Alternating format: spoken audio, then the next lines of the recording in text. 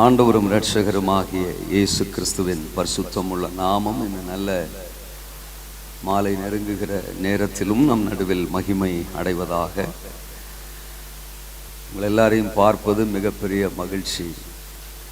கடைசி கால எழுப்புதலில் கர்த்தரால் முன்குறிக்கப்பட்ட மகிமையான பாத்திரங்கள் நீங்கள் இங்கே எதேச்சியாக வந்திருக்கவே வாய்ப்பில்லை. தோத்திரம். உங்களை குறித்து தேவனுக்கு ஒரு பெரிய பிளான். அதனால தான் இந்த கேம்புக்கு உங்களை கொண்டு வந்திருக்கிறாரு. நீங்கள் எந்த நோக்கத்தில் வந்திருந்தாலும் சரி, தோத்திரம். ஆனால் ஆண்டவர் ஒரு நோக்கத்தோடு உங்களை இங்கே கொண்டு வந்திருக்கிறாரு. இந்த 3 நாள் முகாமுக்கு பிறகு உங்கள் லைஃப்பில், பர்சனல் லைஃப்பில், உங்கள் ஊழியத்தில், தரிசனங்கள், எல்லைகளில் ஒரு மிகப்பெரிய மாற்றத்தை நீங்கள் பார்ப்பீங்க. இந்த 3 நாள் என்கவுண்டருக்கு பிறகு ஆமே தோத்துறோம். நம்ம லைஃப்பில் அது ரொம்ப முக்கியம். தோத்துறோம். சில சமயம் ரொம்ப பிஸி ஆயிடும். ஏசுநாதரை விட பிஸி ஆயிடும். அவரே ஆச்சரியமாக பார்க்காரு, அநியாயத்துக்கு பிஸியாக இருக்காங்களே தோத்துறோம் அப்படின்னு. நம்ம சொல்கிறத விட சொல்லாதான் அதிகமாக செய்கிறாங்க அப்படின்னு யோசிக்கிறாரு. நம்ம சொல்லாதான் அதிகமாக செய்கிறாங்க. ஆமாம். சில சமயம் நம்ம ஊழியங்களை பார்த்துட்டு அவரே ஆச்சரியப்பட்டு எப்படிரா தோத்துறோம், எப்படிரா, எனக்கே இந்த மாதிரி ஒரு ஐடியாவே இல்லையடா, நான் சொல்லவே இல்லை, நான் பிளான் பண்ணவே இல்லை, என்னென்னமோ பண்ணுறீங்களே இல்லை யோசிக்கிறாரு. ஆமாம். நான் அடிக்கடி சொல்லுவேன், 1000 ஊழியம் செஞ்சாலும் அப்பா சித்தத்தின்படி செஞ்சாதான் பரலோகம். அதாவது எனக்கு பெரிய பிரேரணை உண்டு. எல்லாருக்கும் இருக்கிறது தான். ஒட்டுமொத்த இந்தியாவும் ரட்சிக்கப்படணும், ஒட்டுமொத்த உலகமும் ரட்சிக்கப்படணும். அந்த பிரேரணை எல்லாருக்கும் உண்டு, எனக்கும் உண்டு. மோசமாகவே இருக்கு. ஆனால் அதை விட மோசமான ஒரு சுயநலம் எனக்கு இருக்கு. நான் பரலோகம் போகணும். என் மூலம் இந்தியா போறது போகாதது, உலகம் போறது போகாதெல்லாம் இருக்கட்டும், தோத்துறோம். போகணும் தான், தோத்துறோம். போகணும், ஜெபிக்கிறோம், அழுகிறோம், பாரப்படுறோம், அதுக்கு தானே ஓடிட்டே கிடக்கும். ஆனா இதுக்கு நடுவுல ஒரு மோசமான சுயநலம். நீங்க அதை எப்படி எடுத்துக்கிட்டாலும் சரி, நீ வந்தாவா வராள்கிட்ட போ, நான் போகணும் சாமி, தோத்துறோம். ஆமா, உனக்கு வழிய சொல்றேன், நீ வா, தோத்துறான், சேர்ந்து போவோம். நீ வரலையா சாமி என்ன விட்டுரு, தோத்துறான். நான் போனோம், இத்தனை வருஷம் ஊழியம் செஞ்சு ஒன்னு அனுப்பிவிட்டு நான் இங்க இருக்கிற மாதிரி ஐடியா எனக்கு இல்லை. அல்லேலூயா. நிறைய ஊழியர்களுடைய பரிதாப நிலையே இதுதான், தோத்துறான். அவன் அங்க போயிட்டு கேட்க போறான், நீங்க வரலையா பாஸ்டர், தோத்துறான். என்ன பாஸ்டர் நீங்க அங்க போயிட்டிய, ஐயோ தெரிஞ்சிருந்தா நான் உங்களுக்கு ஏதாவது நான் ஊழியம் செஞ்சிருப்பேனே பாஸ்டர், என்ன அனுப்பிவிட்டு இப்படி நீங்க போயிட்டீங்களே பாஸ்டர், தோத்துறோம். இருக்கிறீங்களா? சிலர் இப்ப மைண்ட்ல யோசிக்கிறாங்க, ஒருவேளை அது நம்மளா இருக்குமோ அப்படின்னு. தோத்து. அதனாலதான் என்கவுண்டருக்கு கூப்பிட்டு வந்திருக்கிறாரு. தோத்து. நான் நினைக்கிறேன் ஒவ்வொரு நாளுமே நமக்கு ஒரு என்கவுண்டர் தேவை. தேவனோட ஒரு பர்சனல் என்கவுண்டர். தோத்துறோம் எவ்ரிடே. அதுதான் ஊழியத்தில் ஒரு மிகப்பெரிய சக்சஸ் நமக்கு தரும். உட்கார்றதுக்கு டைமே இல்லை, ஜெபம் பண்றதுக்கு டைமே இல்லை, பைல் படிக்கிறதுக்கு டைமே இல்லை. ஆனா பாஸ்டர்ன்றாங்க. அதான் ஆச்சரியமா இருக்கு. தோத்துறான். இதுக்கெல்லாம் டைம் இல்லை, தோத்துறான். ஜெபிக்க டைம் இல்லை, பைல் படிக்க டைம் இல்லை, மெடிடேஷன் பண்ண டைம் இல்லை, ஊழியத்தை கொடுத்தவர் கூட அமர்ந்திருக்க டைம் இல்லை. ஆனா பாஸ்டர், தோத்துறார். ஆனா அவர் கிருபை ரொம்ப பெருசுதாங்க. நம்மளெல்லாம் வச்சிருக்கிறாரு பாருங்க, நம்மளெல்லாம் உசுரோட வச்சிருக்கிறாரு பாருங்க. அதெல்லாம் அதனாலதான் அவர் கிருபையுள்ளவர்னு சொல்றோம். இருக்கிறீங்களா? வாழ்க வளமுடன். சோத்திரம். தேவன் இந்த செஷனிலும் அவர் என்ன தன் இருதயத்தில் யோசித்திருக்கிறாரோ அதை நம்மோடு பேசுவாரா? ஆமென். ஊழியர்கள், வேதத்தை நல்லா அறிந்தவர்கள் அப்படிங்கிற ஒரு நம்பிக்கையில் சொல்கிறேன். தோத்திரம், விசுவாசத்தில் சொல்கிறேன். பைபிளில் நல்லா படிக்கிறவங்க. அப்போது உங்களுக்கு தெரியாத ஒன்றை நாங்கள் பேசிடுவோம் அப்படின்னு இல்லை. தோத்திரம். பட் சீசன் என்கிறவன் கற்றுக்கொள்ளுகிறவன். ஒவ்வொரு நாளும் we should learn. தோத்திரம்.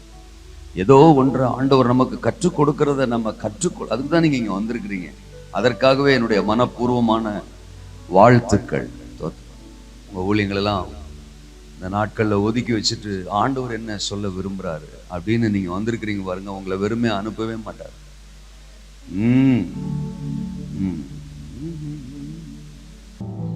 தானியேலின் புத்தகத்திற்கு நேராய் நம்முடைய வேதாகமத்தை நாம் திருப்பிக் கொள்ளலாம். தானியேலின் புத்தகம் அதனுடைய 6வது அதிகாரம். எல்லாருக்கும் தெரிந்து பழக்கமா இருக்கிற ஒரு வேத வசனத்தை தான் நான் வாசிக்க போகிறேன். என்னுடைய கடைசி வசனம் நான் வாசிக்கிறேன். 6வது அதிகாரத்தின் கடைசி வசனம். தரியுவின் ராஜ்யபார காலத்திலும் பெர்சியனாகிய கோரேசுடைய ராஜ்யபார காலத்திலும் தானியேலின் காரியம் ஜெயமாய் இருந்தது. தானியேலின் காரியம் ஜெயமாய் இருந்தது. அழைக்கப்பட்டவனின் காரியம் எப்பவுமே ஜெயமா தான் இருக்கும். தேவ ராஜ்யத்தின் காரியம் எப்பவுமே ஜெயமா தான் இருக்கும். ஏன்னா ஜெய கிறிஸ்துவை நாம் சேவிக்கிறோம். ஊழியம் ஒரு நாளும் தோற்று போகவே போகாது. தரிசனம் ஒரு நாளும் தோல்வியை காணவே காணாது. இருக்கிறீங்களா? தரிசனத்தை சுமக்கிறவன் செத்தாலும் தரிசனம் சாகாது. என்ன பேச்ச காணோம்? எலிசா செத்தாலும் எலிசா எலும்புகளுக்குள் இருந்த அபிஷேகம் சாகல.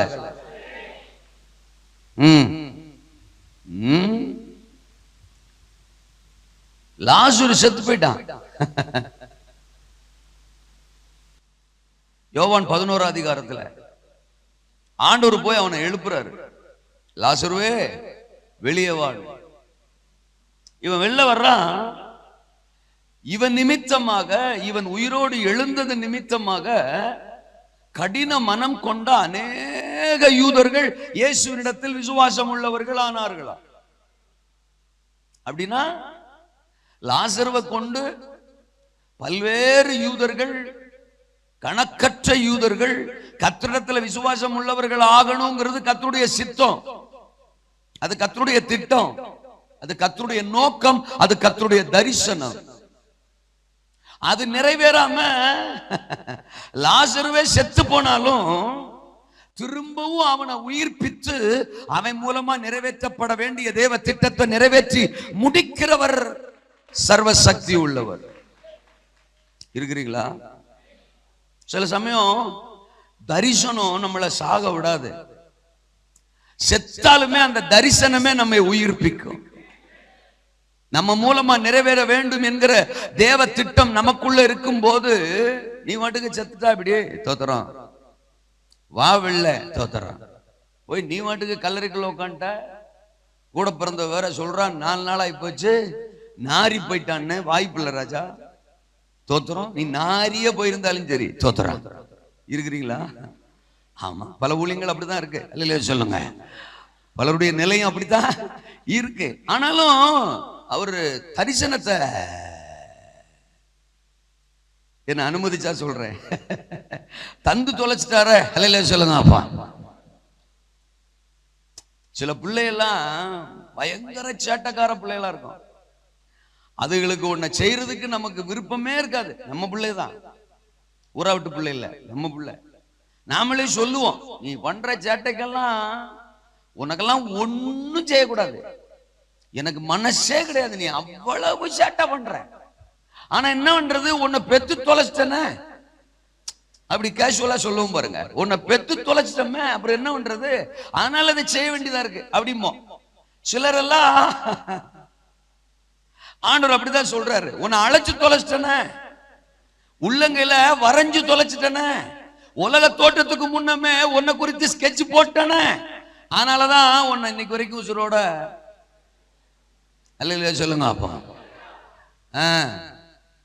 நம்மை அழைத்த அந்த அழைப்பு, நமக்கு தரப்பட்ட கிருபை வரங்கள், அது ஒருபோதும் மாறாதவை. நம்ம மேல இருக்கிற தரிசனம் அது ஜெயிச்சுக்கிட்டே தான் இருக்கும். ஒரு ஜெயமுள்ள ஊழியத்தை தான் கர்த்தர் நமக்கு தந்திருக்கிறார். தோற்று போகிற ஊழியத்தை கர்த்தர் நமக்கு தரவே இல்லை. சூழ்நிலையை பார்த்து அடுத்த ஆளுகளோட கம்பேர் பண்ணி என் ஊழியம் தோத்துருச்சுன்னு ஒரு நாளும் சொல்லாதீங்க. நான் தோல்வி முகத்துலதான் இருக்கிறேன்னு ஒரு நாளும் சொல்லாதீங்க. தோத்துக்கிட்டே இருக்கிறேன்னு ஒரு நாளும் சொல்லாதீங்க. ஜெயிக்கத்தான் கர்த்தர் உங்களை அழைச்சிருக்கிறாரு. இந்த முகாமுக்கு பின்னால ஒரு ஜெயமுள்ள ஓட்டத்தை நீங்க பாப்பீங்க. உங்க ஊழியங்கள்ல எல்லா எல்லைகளிலும் ஜெயம், எல்லா ஏரியாக்களிலும் ஜெயம். இருக்கிறீங்களா? தானியேலின் காரியம் ஜெயமா இருந்தது. அங்க வசனம் சொல்லுது, மேதியாவின் தரியூவின் ராஜ்யபார காலத்திலும் பெர்சியனாகிய கோரேசுடைய ராஜ்யபார காலத்தில். ஆமா, தானியேல் சிறைப்பட்டு போயிருந்த ஒரு யூதன். நேபுகாத்து நேச்சாரின் காலத்திலேயே அவர் பாபிலோனுக்கு போயிட்டாரு. நேபுகாத்து நேச்சார் தான் இவர்களை சிறைப்பிடித்து கொண்டு போனது. அப்ப நேபுகாத்து நேச்சார் பாபிலோனிய சாம்ராஜ்யத்தின் ராஜா. அவரு தோத்தராங்க. அதுக்கப்புறம் அவர் குமாரன் பெல்சாத்சார் ராஜாவா இருந்தாரு. தோத்தராங்க. அப்போ அவர்கள் காலத்திலும் தானியேலின் காரியம் ஜெயமாகத்தான் இருந்தது. இருக்கிறீங்களா? மேதியாவின் ராஜா தரியூர், பெர்சியாவின் ராஜா கோரேஸ். என்ன சொல்ல வர்றாரு ஆண்டவர்? ராஜ்யபாரத்துல சிங்காசனத்துல எவன் உட்கார்ந்து இருக்கிறாங்கிறது எனக்கு மேட்டர் இல்ல. எனக்கு தானியேல் இருக்கிறானாங்கிறது மட்டும்தான் மேட்டரு. என் பார்வையில என் தானியேல் இருக்கிறானா, எனக்கான தானியேல் இருக்கிறானா, என் திட்டத்தை சுமக்கிற தானியேல், என் தரிசனத்தை சுமக்கிற தானியேல், என் இருதயத்தை சுமக்கிற தானியேல் இருக்கிறானாங்கிறது மட்டும்தான் அவருக்கு மேட்ரு. நீ வேணா யாரு வந்திருக்கா, யாரு குந்தி இருக்கா, அல்ல இல்லையா சொல்லுங்க. அப்பா அது உன் பார்வை. இருக்கீங்களா? ஏன் பார்வை? ராஜ்யத்துல தேசத்துல எனக்கான தானியேல் இருக்கானா, ஜெயிப்பான் ஜெயிப்பான். நேபுகாத்து நேச்சார் சீட்ல உட்கார்ந்து இருந்தாலும் ஏன் தானியேல் தான் ஜெயிப்பான். பெல்சாத்சார் சீட்ல உட்கார்ந்து இருந்தாலும் ஏன் தானியேல் தான் ஜெயிப்பான். தரியூர் ராஜாவா இருந்தாலும் என் தானியேல் தான் ஜெயிப்பான். கோரேசா இருந்தாலும் என் தானியேல் தான் ஜெயிப்பான். யார் எங்க உட்கார்ந்து இருந்தாலும் என் தானியேல் தான் ஜெயிப்பான். என் ராஜ்யம் தான் ஜெயிக்கும், என் திட்டம் தான் ஜெயிக்கும், சுவிசேஷம் ஜெயிக்கும், கர்த்தரின் வார்த்தை ஜெயிக்கும், தேவ ராஜ்யத்தின் பணி ஜெயிக்கும், ஊழியம் ஜெயிக்கும், நாம் ஜெயிப்போம். அவராவே தான் இருக்காரு. அல்ல சொல்லுங்க. அப்பா அதுக்கு நாம என்ன பண்ண முடியும்? நம்மளை சும்மா விடுறது இல்ல, ஜெபம் பண்ணு அப்படின்னு சொல்லுவாரு. அல்ல சொல்லுங்க. அவர் ஏற்கனவே பிக்ஸ் பண்ணி வச்சிருப்பாரு. அல்ல சொல்லுங்க. ஏற்கனவே பிளான் பண்ணி வச்சிருப்பாரு. ஆனா நம்மளை விட மாட்டாரு. தோத்துறாரு. உபவாசம் போடு, ஜெபம் பண்ணு, அப்படி இப்படி பாரு. அல்ல சொல்லுங்க. அதாவது நான் இப்படி கூட யோசிக்கிறேன். சில சமயம் அந்த மாதிரி விஷயங்களுக்கு ரொம்ப எஃபர்ட் போடுறோம்.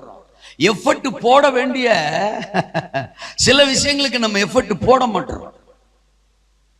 நம்முடைய தனிப்பட்ட வாழ்க்கை, தேவ உறவு, தேவனோடு இருக்கிற அந்த நெருக்கம், இவைகளுக்கு நம்ம அதிக முக்கியத்துவம் பல சமயங்கள்ல கொடுக்கறது இல்லை. ஆனாலதானோ என்னவோ இப்படிப்பட்ட நாட்களை தேவன் நமக்காக ஒழுங்கு பண்ணி தோத்துறோம். தானியேலாக இருந்துட்டா தோத்துறான். நான் நினைக்கிற தானியேல் இருந்துட்டா தானியேலின் காரியம் எந்த ராஜாவின் காலத்திலும் ஜெயமாகத்தான் இருக்கும். பிதாக்கள் பார்க்காத பிரச்சனைகளா, பிதாக்கள் பார்க்காத எதிரிகளா, பிதாக்கள் பார்க்காத சத்துருக்களா, எதிர்ப்புகளுக்கு நடுவில் தான் எழுப்புதல்னு பிரசங்கத்தை பண்ணிவிட்டு அப்புறம் எதிர்ப்புகளே இல்லாம எப்படி எழுப்புதல் சாத்தியமாகும்? தோத்தரான். அதனால யாரு சீட்ல உட்கார்ந்துருக்கிறாங்கிறதெல்லாம் நமக்கு பிரச்சனை இல்லை. தோத்துறோம். நம்மளை உட்கார வைக்க வேண்டிய சீட்ல ஏற்கனவே தேவன் நம்மளை உட்கார வச்சிட்டாரு. We are already seated on the throne with Christ. கிறிஸ்துவுடனே கூட ஏற்கனவே நாம் சிங்காசனத்தில் அமர்த்தப்பட்டிருக்கிறோம். சூழ்நிலைகளை கண்டு, எதிர்ப்புகளை கண்டு, எதிரான நிலைகளை கண்டு, மனிதர்களை கண்டு, போராட்டங்களை கண்டு ஒரு நாளும் நாம் மனமடிவடைய சோர்ந்து போக வேண்டிய அவசியம், நிர்பந்தம் நமக்கு இல்லை. நம்ம ஊழியம் ஜெயித்தே தீரும். எழுப்புதல் வந்தே தீரும். அறுவடையை கண்டே தீருவோம். அசாத்தியங்கள் தேசத்தில் நடந்தே தீரும். ஆமெனா?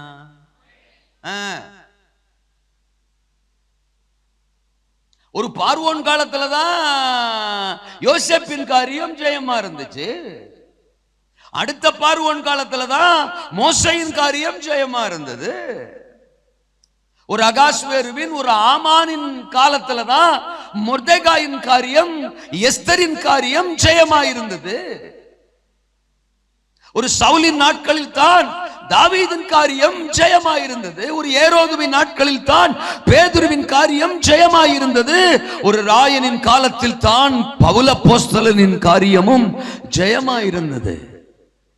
இந்த கடைசி நாட்கள்ல தானியேலின் காரியம், சபையின் காரியம், நம்ம காரியம் தான் ஜெயமா ஜெயமா ஜெயமா இருக்கும்.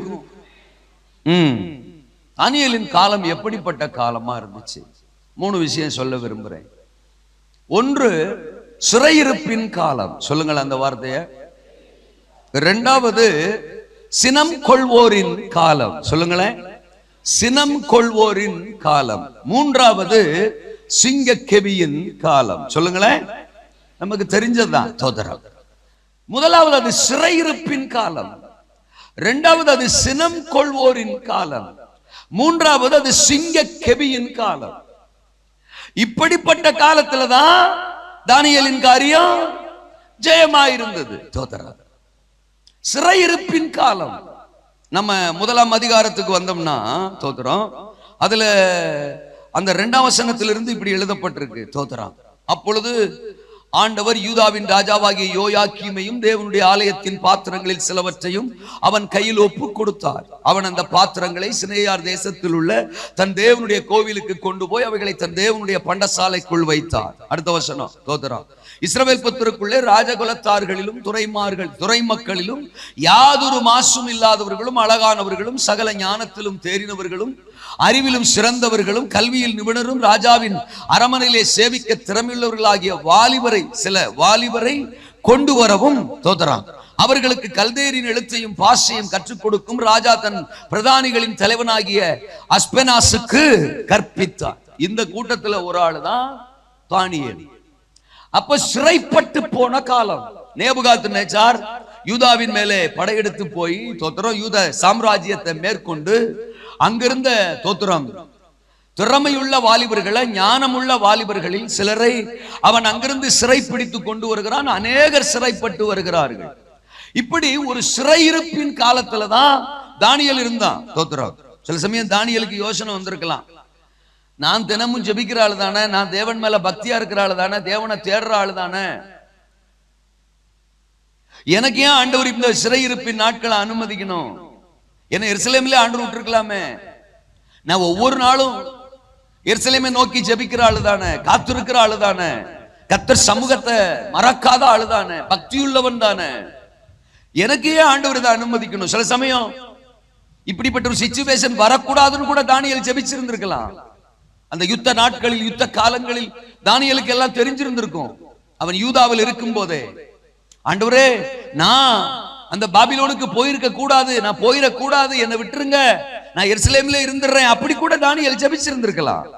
ஆனா அதையெல்லாம் தாண்டி ஒரு சிறையிருப்பின் அனுபவத்துக்குள்ள தானியேல் கடந்து செல்ல வேண்டிய நிர்பந்தம் தானியேலுக்கு உண்டாகிறது. பல நாள் கேள்வியா இருந்திருக்கலாம், என்னையே ஆண்டவர் இந்த சிறையிருப்புக்குள்ள அனுமதிக்கணும், என்னையே கொண்டு வராரு? அவனை கொண்டு வந்திருக்கலாம், அவனை கொண்டு வந்திருக்கலாம். அடங்காதவன், கீழ்ப்படியாதவன், செபிக்காதவன், தேவனை தேடாதவன், நியாயப்பிரமாணத்தை மதிக்காதவன், எதுக்குறவன், அப்படிப்பட்டவங்க பாபிலோனுக்கு வர வேண்டியதான், சிறைப்பட்ட தேசத்துல கிடக்க வேண்டியதான், சிறை இருப்புக்குள்ள சிக்கிட்டு இருக்க வேண்டியதான். எனக்கு ஏன் எங்க போனார் ஆண்டவர்? எங்க என் ஜெபம் கேட்கப்படாம போயிடுச்சோ, ஆண்டவர் என்னை கைவிட்டாரோ அப்படிங்கிற மாதிரி பல மன குழப்பங்கள் தானியேலுக்கு வந்திருக்க சாத்தியம் உண்டு. தோத்தரம். இன்னைக்கு நாமளும் அப்படித்தானே இருக்கோம். தோத்தரம். நமக்கு தேசத்து மேல பாரம், நமக்கு தேசத்தின் மேல தாகம், விடுவிக்கப்படணும், தேசத்துல எழுப்புதல் வரணும், மாற்றம் வரணும் அப்படிங்கறதா நம்ம நோக்கம். ஜெபம் பண்ணமே, எல்லாரும் கூடி ஜெபிச்சமே, குடும்பமா ஜெபிச்சமே, தனியா ஜெபிச்சமே, அழுது ஜெபிச்சமே, உபவாசி ஜெபிச்சமே, புலம்பி ஜெபிச்சமே, கண்ணீர் விட்டு ஜெபிச்சமே, பாயிண்டா சொல்லி சொல்லி தோத்துறோம். ஆண்டவருக்கே தெரியாத குறிப்புகளை கூட சொன்னமே, தோத்துறோம். ஆண்டவரே அசர்ற மாதிரி கூட ஜெபிச்சமே. அல்லேலூயா சொல்லுங்க. தாவீது சிக்லாக்ல இருக்கும்போது அமலேக்கியர் வந்து எல்லாத்தையும் தூக்கிட்டு போயிட்டான். தோத்துறான், தூக்கிட்டு போயிட்டான். அவனால அதை ஜீரணிக்க முடியல. Where is my God? தோத்துறான். எங்க என் ஆண்டவர்? நான் எங்க தப்பு பண்ணேன்? எங்க தோத்துறோம்? நான் தவறு செஞ்சேன், என் குடும்பம் போயிடுச்சே, என் பிள்ளைங்க போயிட்டாங்களே, என்னை நம்பி நின்ன குடும்பங்கள் போயிடுச்சே அப்படின்னு தனக்கு பலன் இல்லாமல் போகும் மற்றும் அழுதான். இருக்கீங்களா? அழுதான். ஜீரணிக்க அவனால முடியல, அதை டாலரேட் பண்ண அவனால முடியல, அழுகிறான். பல சந்தர்ப்பங்கள்ல நாமும் அப்படித்தான் அழுகிறோம். தோத்துறோம். எங்க ஆண்டவர்? என் ஜெபம் கேட்கப்படலையோ? ஏன் இப்படி ஒரு சிச்சுவேஷன் அனுமதிச்சாரு? எனக்கே அப்படி நடக்கணும், என் ஊழியத்திலே அப்படி நடக்கணும் அப்படின்னு பல முறை நம்ம அழுகிறோம். ஆனா ஒண்ணு, தோத்துறோம், அவைகளிலும் கர்த்தர் நம்மை கொண்டு நிறைவேற்ற வேண்டிய ஒரு மகிமையான திட்டத்தை மறைத்து வைத்திருக்கிறார் என்பதை மறந்து போக கூடாது. சிறையிருப்புல 70 வருஷ காலம் இவங்க இருக்கணுங்கிறது தேவனுடைய திட்டம். பாபிலோனுக்கு இவங்க போகணுங்கிறது தேவனுடைய திட்டம். ஆனா அந்த பாபிலோன்ல தேவனுக்காக, தேவ ஜனத்திற்காக, தேவ திட்டத்திற்காக பாபிலோனிலும் கர்த்தருக்கு சித்தமானதை செய்ய, தேவனுடைய இருதயத்தை குளிர பண்ண, யூத ஜனத்திற்காக பாரம் கொள்ள, மன்றாட, கதற, புலம்ப, சர்வ வல்லவரே தேவன், அவரை அன்றி வேறே தேவன் இல்லை என்பதை நேபுகாத்து நேச்சாருக்கும் அங்கிருக்கிற ராஜாக்களுக்கும் நிரூபித்து காட்ட ஒரு தானியேல் என்கிற பாத்திரம் தேவனுக்கு முக்கியம், தேவனுக்கு அவசியம். அதனால் தான் அந்த சிறையிருப்பின் நாட்களை கூட கர்த்தர் தானியேலுக்கு அனுமதித்தார். ஆனாலும் தேவன் தானியேலை கைவிடவில்லை. அந்த சிறையிருப்பின் நாட்களிலும் கர்த்தர் தானியேலோடு கூட இருப்பதை நிரூபித்து காட்டி தானியேலின் காரியத்தை ஜெயமாக மாற பண்ணினார். அனுமதிக்கப்படுகிறவைகள் எல்லாமே நன்மைக்காக. இருக்கிறீங்களா? பல சமயங்கள்ல நம்ம சோர்ந்து போறோம். ஏங்கிற கேள்விகளை பலமுறை கேட்கிறோம். கர்த்தர் கைவிட்டாரோ, கர்த்தர் நம்மளை விட்டுட்டாரோ, நம்ம ஜெபத்துக்கு பதில் இல்லையோ? இல்ல இல்ல இல்ல இல்ல. நான் ஒண்ணு சொல்றேன், அடிக்கடி என் பிரசங்கங்கள்ல சொல்றத சொல்றேன்.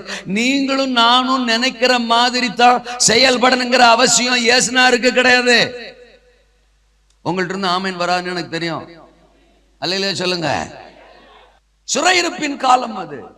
இப்ப பிரச்சனை என்னன்னா, தோத்தரம், தானியேல் சிறையிருப்பின் காலத்துல இருந்தா அப்படிங்கிற விஷயம் பல காரியங்களை நமக்கு இன்றைக்கு சொல்லிக் கொடுக்க விரும்புது.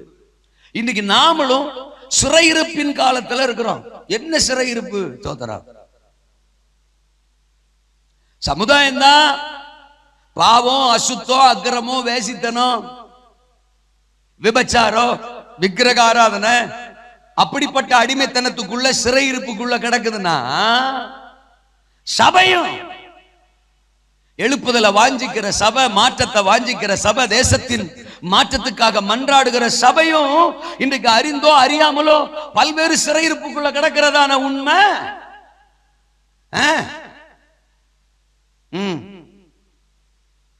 சபையை விடுங்க. ஊழியர்கள், தோத்திரம், எழுப்புதலுக்கு முன்குறிக்கப்பட்ட ஊழியர்கள்னு சொல்றோம். இது ஒரு எழுப்புதலின் தலைமுறைன்னு சொல்றோம். நாம அறிஞ்சோ அறியாமோ இன்னைக்கு பல்வேறு சிறையிருப்புக்குள்ள நாமே கிடக்கிறோம்ல. அல்லேலூயாவா? அன்னைக்கெல்லாம் பிதாக்கள் சொல்லுவாங்க, நாங்கெல்லாம் 1 மணி வரைக்கும் முழிச்சிருந்தோம், 2 மணி வரைக்கும் முழிச்சிருந்தோம், அப்படிலாம் ஜெபம் பண்ணுவோம்னு சொல்லுவாங்க. தோத்திரம், அப்படிலாம் பிரசங்க நம்ம கேட்டிருக்கோம். இப்பயும் நம்ம ஊழியக்காரர்கள்லாம் 1 மணி வரைக்கும், 2 மணி வரைக்கும், 3 மணி சர்வசாதாரணமா முழிச்சிருக்கிறாங்க. வாட்ஸ்அப்ல, பேஸ்புக்ல. அல்லேலூயா சொல்லுங்க. இன்டர்நெட்ல தோத்துறோம். என்னமோ பிதாக்கள் தான் பெரிய சாதனையா சொல்லிட்டு போயிட்டாங்க, தோத்துறோம். நாங்க அப்படியே மணிக்கணக்கா ராத்திரிலாம் முழிச்சு கிடப்போம் அப்படின்னு. அவங்கள விட தாண்டி இப்ப இருக்கிற ஊழியர்கள் முழிச்சிருக்கிறாங்கிற விஷயம் அவங்களுக்கு தெரியாம போயிடுச்சு. ஏன்னா அவங்க போயிட்டாங்க. அவங்க முழிச்சிருந்தது தேவனோட, தேவ சமூகத்துல, தேவ பிரசன்னத்துல மன்றாட, புலம்ப, கதற, ஜெபிக்க, அழுக. அப்படி நாம முழிச்சிருந்தா சந்தோஷம். இந்த செல்போன் என்கிற சிறையிருப்புல இருந்து இன்னும் நம்ம வெளில வரலையே. சில விஷயங்களை நம்மளாலே இன்னும் தவிர்க்க முடியலையே, நம்மளாலே இன்னும் தூக்கி போட முடியலையே. சிறையிருப்பில் இருந்து கர்த்தர் உங்களை விடுதலையாக்குவார்னு ஒரு பிரசங்கம் பண்ண சொல்லுங்க. பாயிண்ட் நம்பர் 1, பாயிண்ட் நம்பர் 2, அட்ரா கிளப்படா தூக்குடா அப்படின்னு பயங்கரமா பிரசங்கம் பண்ணுவோம். ஆனா பரிசுத்தாவி என்ன சொல்லுவாரு? நீ உன் சிறையிருப்பிலிருந்து எப்போ உள்ள வருவ? அல்லேலூயாவா? இன்னைக்கு சில பாயிண்ட்கள்ல நம்ம பிரசங்கமே பண்ண முடியல பாருங்க. சில பிரசங்கங்கள்லாம் இல்லாம போச்சு, சில டாபிக் எல்லாம் இல்லாம போச்சு. ஏன்? நாம அதுல கிடக்கோம்.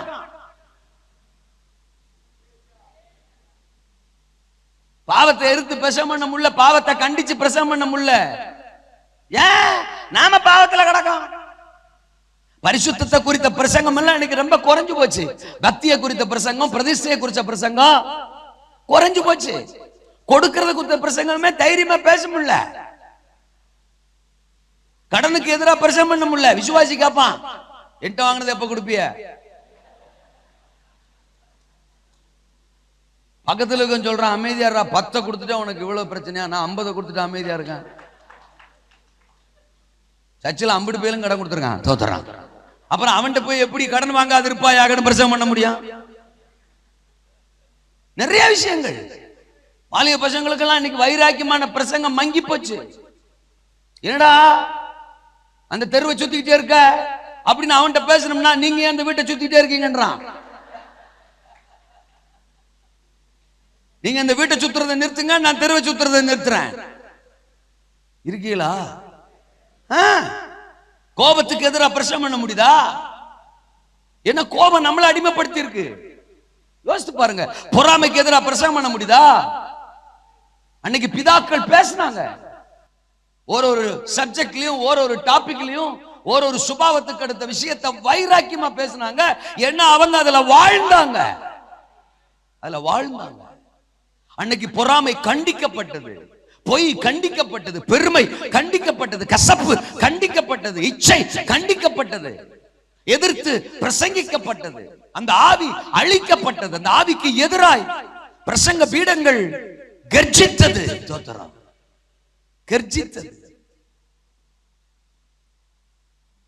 இன்னைக்குதான் பிரசங்க மேடைகள் பெர்ஃபார்மன்ஸ் மேடையால மாறி போச்சு.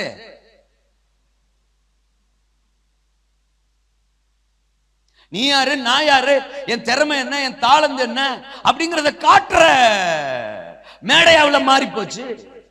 என்ன பாரு, என் கோட்டை பாரு, என் அழக பாரு, என் ட்ரெஸ் பாரு, என் ஸ்டைல பாரு, என் ஆக்டிங்க பாரு அப்படின்னு சொல்ற மேடையாவுல இது மாறி போச்சு. கிறிஸ்துவையும், கிறிஸ்துவின் வார்த்தையும், கிறிஸ்துவின் குணலட்சணங்களையும் காட்ட வேண்டிய பிரசங்க மேடைகள் கிறுக்குத்தனங்களுக்கு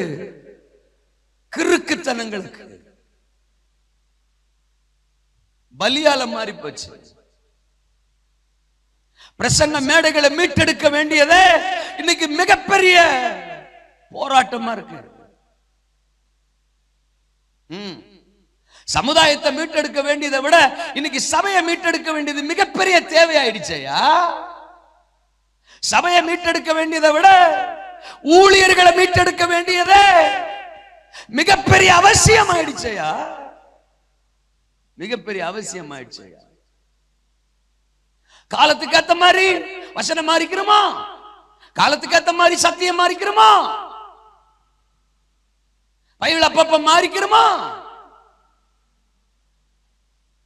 கட்டடத்தை கட்டு, கலர் பெயிண்ட மாத்திக்க, தப்பு இல்ல. அஸ்திபாரத்தை மாத்தாத. உன்னால அஸ்திபாரத்தை மாற்றவே முடியாது. அஸ்திபாரம் மாறிச்சுன்னா அது கட்டடமே கிடையாது, கோமாளி.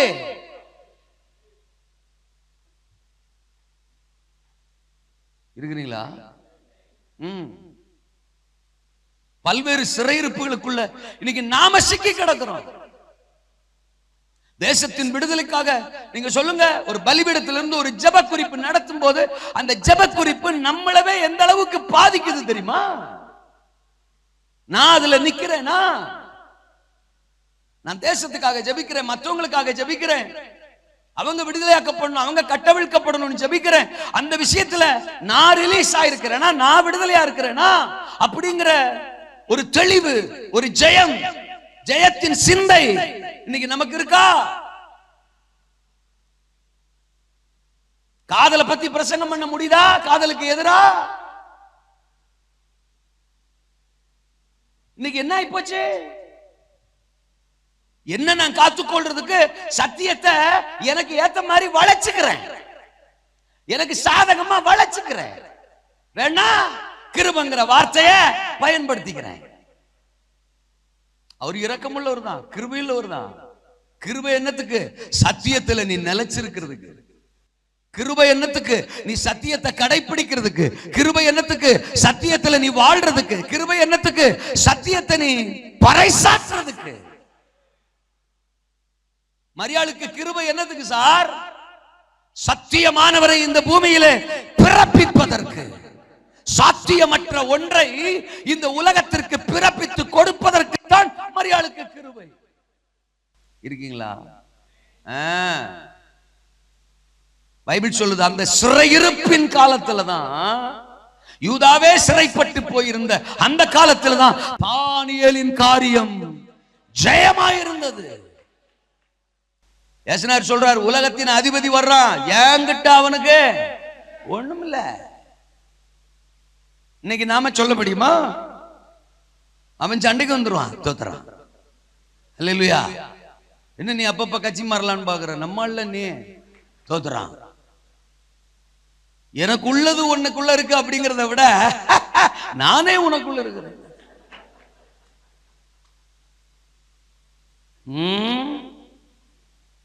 கோபம், எரிச்சல், கசப்பு, பெருமை, பொய் எல்லாத்துக்கும் உதாரணம் உலகத்துல தேடி போவே வேணாம், ஊழியர் கூட்டத்திலே பார்க்கலாம். ஒரு காலத்துல இதுக்கெல்லாம் உதாரணம் ரட்சிக்கப்படாத ஆட்களை தான் தேடணும். பொய்க்கு உதாரணம், பொறாமைக்கு உதாரணம், கசப்புக்கு உதாரணம், பெருமைக்கு உதாரணம், இச்சைக்கு உதாரணத்தை வெளியில தான் தேடணும். இப்ப சபையில கூட தேட வேணாம், பாசஸ் மீட்டிங்லயே போட்டுடலாம். என்ன பேச்ச காண? அல்லேலூயாவா.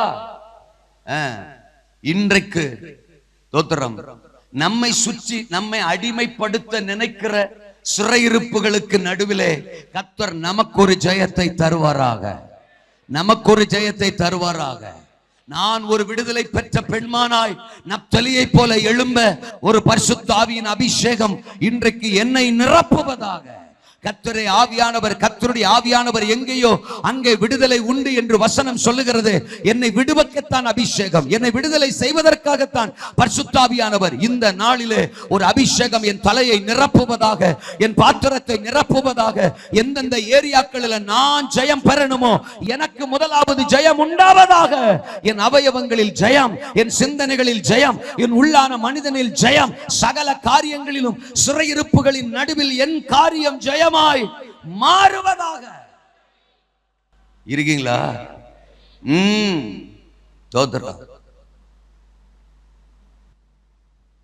ஜனங்கள் எல்லாம், சபையார் எல்லாம் ஊக்கமா பேதுருக்காக ஜெபம் பண்றாங்க. அப்போஸ்தலர் 12 அதிகாரம் 5 வசனத்துல பேதுரு எங்க இருக்காரு? சிறைச்சாலையில இருக்காரு. தோத்தரா. 6 வசனம் 7 வசனம் சொல்லுது, கட்டப்பட்ட நிலையில, சங்கிலிகளால கட்டப்பட்ட நிலையில பேதுரு சிறையில் இருக்கிறாரு. தோத்தரா. இவரால சுவிசேஷத்தை கேட்டவங்க, இவரால ரட்சிப்பை பெற்றவங்க, இவர்களால தோத்திர கத்தரை அறிஞ்சவர்கள் எல்லாம் இவருக்காக ஜெபம் பண்ணிட்டு இருக்கிறாங்க. ஆனா இவரோ கட்டப்பட்ட நிலையில சிறைக்குள்ள, சிறையின் ஒரு அறைக்குள்ள, தோத்திரம் இருட்டு அறைக்குள்ள கிடக்கிறார். தூதன் வந்தப்பதான் அங்க வெளிச்சமே பிரகாசிச்சதான். தோத்திரம். இன்னைக்கு அநேகரை ரட்சிப்புக்குள்ள நடத்தினவங்க, ரட்சிப்பை சொல்றவங்க, சுவிசேஷத்தை சொல்றவங்க, அநேக பேதுருக்களின் நிலை அப்படித்தான் இருக்குது. ஏதோ ஒண்ணுல கட்டுண்ட நிலை, கட்டப்பட்ட நிலை, சிறையின் நிலை, சிறையின் அனுபவம், சிக்குண்ட நிலை, அப்படித்தான் இன்னைக்கு அநேகருடைய நிலை இருக்கு. ஒரு நாள்ல நின்னு பிரசங்கிச்சு 3000 பேர் ரட்சிப்புக்குள்ள நடத்தினவர். அடுத்த பிரசங்கத்துல 5000 பேர் ஆதாயப்படுத்தினவர். கடல் மேல நடந்தவர். இயற்கைக்கு அப்பாற்பட்ட அற்புதங்களை செய்தவர். நிழல்பட்டு அநேக வியாதியஸ்தர்களை சொஸ்தமாக்கினவர். மரித்த தபித்தாள உயிரோடு எழுப்பினவர். கொர்நேலியின் வீட்டில் கூடியிருந்த எல்லார் மேலையும் பரிசுத்தாவின் அபிஷேகம் ஊற்றப்பட காரணமா இருந்தவர். இன்றைக்கு ஒரு குறிப்பிட்ட அறைக்குள்ள கட்டுண்டவராய் சிறைக்குள்ள கிடக்கிறாரு. இருக்கீங்களா? சபையாரின் ஜெபத்தை கேட்டு ஆண்டவர் தூதனை அனுப்புறாரு. காபிரியலே தோத்துறான், கம்மானே தோத்துறான், வர்றா இப்படி ஜெபிக்கிறாங்கன்னு தோத்துறான். வெளியில தலை தெரிஞ்சா ஏரோது எல்லாரையும் கொன்றுவான். ஆனா உசுருக்கு கூட பயப்படாம, ஜீவனுக்கு கூட பயப்படாம சபையார் எப்படி ஊக்கமா ஜெபிக்கிறாங்க பாரு. ஆனால நீ உடனே கிளம்பி போகணும்ன்றாரு. போற ஆண்டவரே அப்படின்னு காபிரியல் கிளம்பி இருப்பாரு. தோத்துறான். எங்க போகணும்? ஜெபிக்கிற இடத்துக்கா? ஜெயிலுக்கா? தோத்துறான். பொதுவா ஜெபிக்கிற இடத்துக்கு தானே அனுப்புவிய? தோத்துறோம். காவை தூது அங்கதானே வருவான், ஜெபிக்கிற இடத்துக்கு தானே இறங்குவான். ஜெயிலுக்கு போன்றாரு. ஜெயிலுக்கா? ஆமா. அன்னைக்கு தூதனுடைய ஊழியம் ஜெபிக்கிற இடத்துக்கு இல்ல, ஜெயில இருந்த பேதுருவுக்கு தான் தேவைப்பட்டுச்சு. சிறைக்குள் இருந்த பேதுருவுக்கு தான் தேவைப்பட்டுச்சு. இன்னைக்கும் நான் சொல்றேன், தோத்துறேன். தூதன்மாருடைய ஊழியம், பரலோகத்தின் ஊழியம் அநேக பேதுருக்களுக்கு அவசியப்படுது. அழைக்கப்பட்ட அநேக ஊழியர்களுக்கு அவசியப்படுது. இருக்கீங்களா?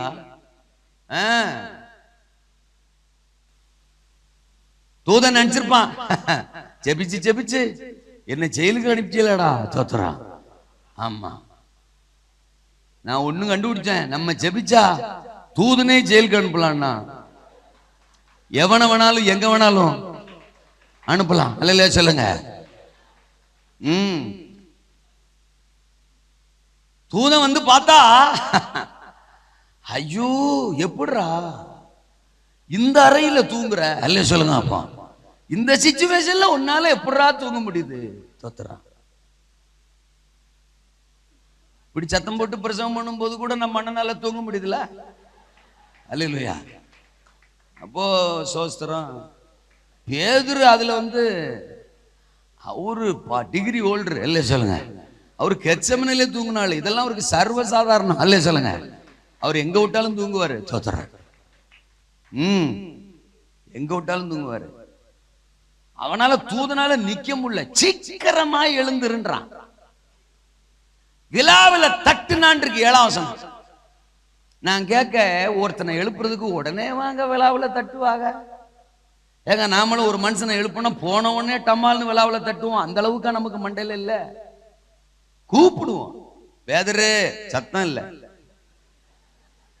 ஏப்பா பேதரு, அணக்கமே இல்ல. ஏல பேதரு, அப்பவும் அணக்கம் இல்ல. சோத்திரம். சில ஆளுகளை எத்தனை முறை தேவ சத்தம் வந்தாலும் அணக்கமே இல்ல, எலும்புறதே இல்ல. அல்ல சொல்ல, நான் படுத்ததுதான். நானாகவே வந்திருக்கிறேன். தோத்திரம். என்ன எழுப்புறதுக்கு, என்ன மாத்துறதுக்கு யாராலையும் எவனாலையும் முடியாதுங்கிற வைராக்கியமான பேதுருகள் வலம் வருகிற இந்த நாட்களில் தான் கர்த்தர் எழுப்புதலை தரப்போறாரு.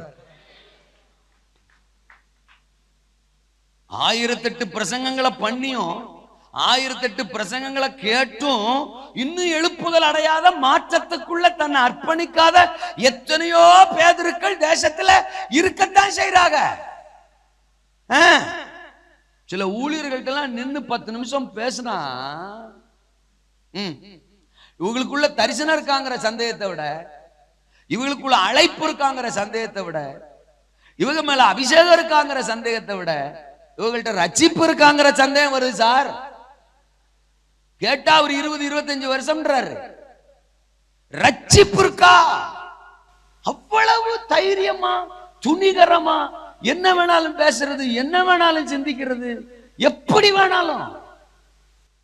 ரட்சிப்பின் அந்த வாசனையே இல்லை. அப்படி ஒரு சிறை, அப்படி ஒரு சிறை இருப்பு. தோத்துறோம். இருக்கீங்களா? எழுப்புதல் எப்போ வரும்? நாளைக்கா இல்ல நாளன்னைக்கா?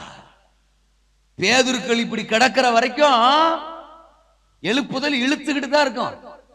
ஊழியர்கள் இப்படி கிடக்கிற வரைக்கும் எழுப்புதல் இழுத்துக்கிட்டு தான் இருக்கும். இன்னைக்கு கர்த்தர் சொல்றாரு, இருக்கீங்களா? எனக்கு அந்த சிறையிருப்பு இல்லை. பாபிலோனில் யூதர்கள் சிறைப்பட்டு கிடக்கலாம், ஆனால் தானியேல் நான் என் காரியம் எப்பொழுதும் ஜெயமாகத்தான். அல்லேலூயா சொல்லுங்க. அதனாலதான் 48:14 ஏசாயாவுல சொல்றது, கர்த்தருக்கு பிரியமானவன் பாபிலோனிலும் அவருக்கு சித்தமானதை செய்வான். அந்த சிச்சுவேஷன் அப்படி ஆயிடுச்சு பாஸ்டர் அப்படின்னா சிலர் சொல்றது, அந்த இடத்துல எப்படி கோபப்படாம இருக்க முடியும், அந்த இடத்துல எப்படி அப்ப அதான் சிச்சுவேஷன். அப்ப ஒவ்வொரு சிச்சுவேஷன்லயும் ஒரு தப்பு பண்ணிக்கலாமா? ஒவ்வொரு சிச்சுவேஷனையும் காரணம் காட்டி ஒரு பாவம் செஞ்சுக்கலாமா? இப்ப ஆண்டவர் அந்த இடத்துல என்ன பண்ண முடியும்? அதனாலதான் உன்னை போட்டேன், அந்த இடத்துல எனக்கு என்ன செய்யறேன்னு தெரியல, அதனாலதான் உன்னை போட்டேன் அப்படின்னு ஒவ்வொருத்தரையா போட்டு வரட்டுமா? அவருக்கு பெர்மிஷன் கொடுக்குமா? ஆளுகளை பாரு, சிச்சுவேஷன். யோசேப்பு அந்த சிச்சுவேஷன்ல நான் என்ன செய்யறேன்னு தெரியல ஆண்டவரே, நீங்க கொடுத்த ஆஃபர் ஒன்னு நினைச்சேன்.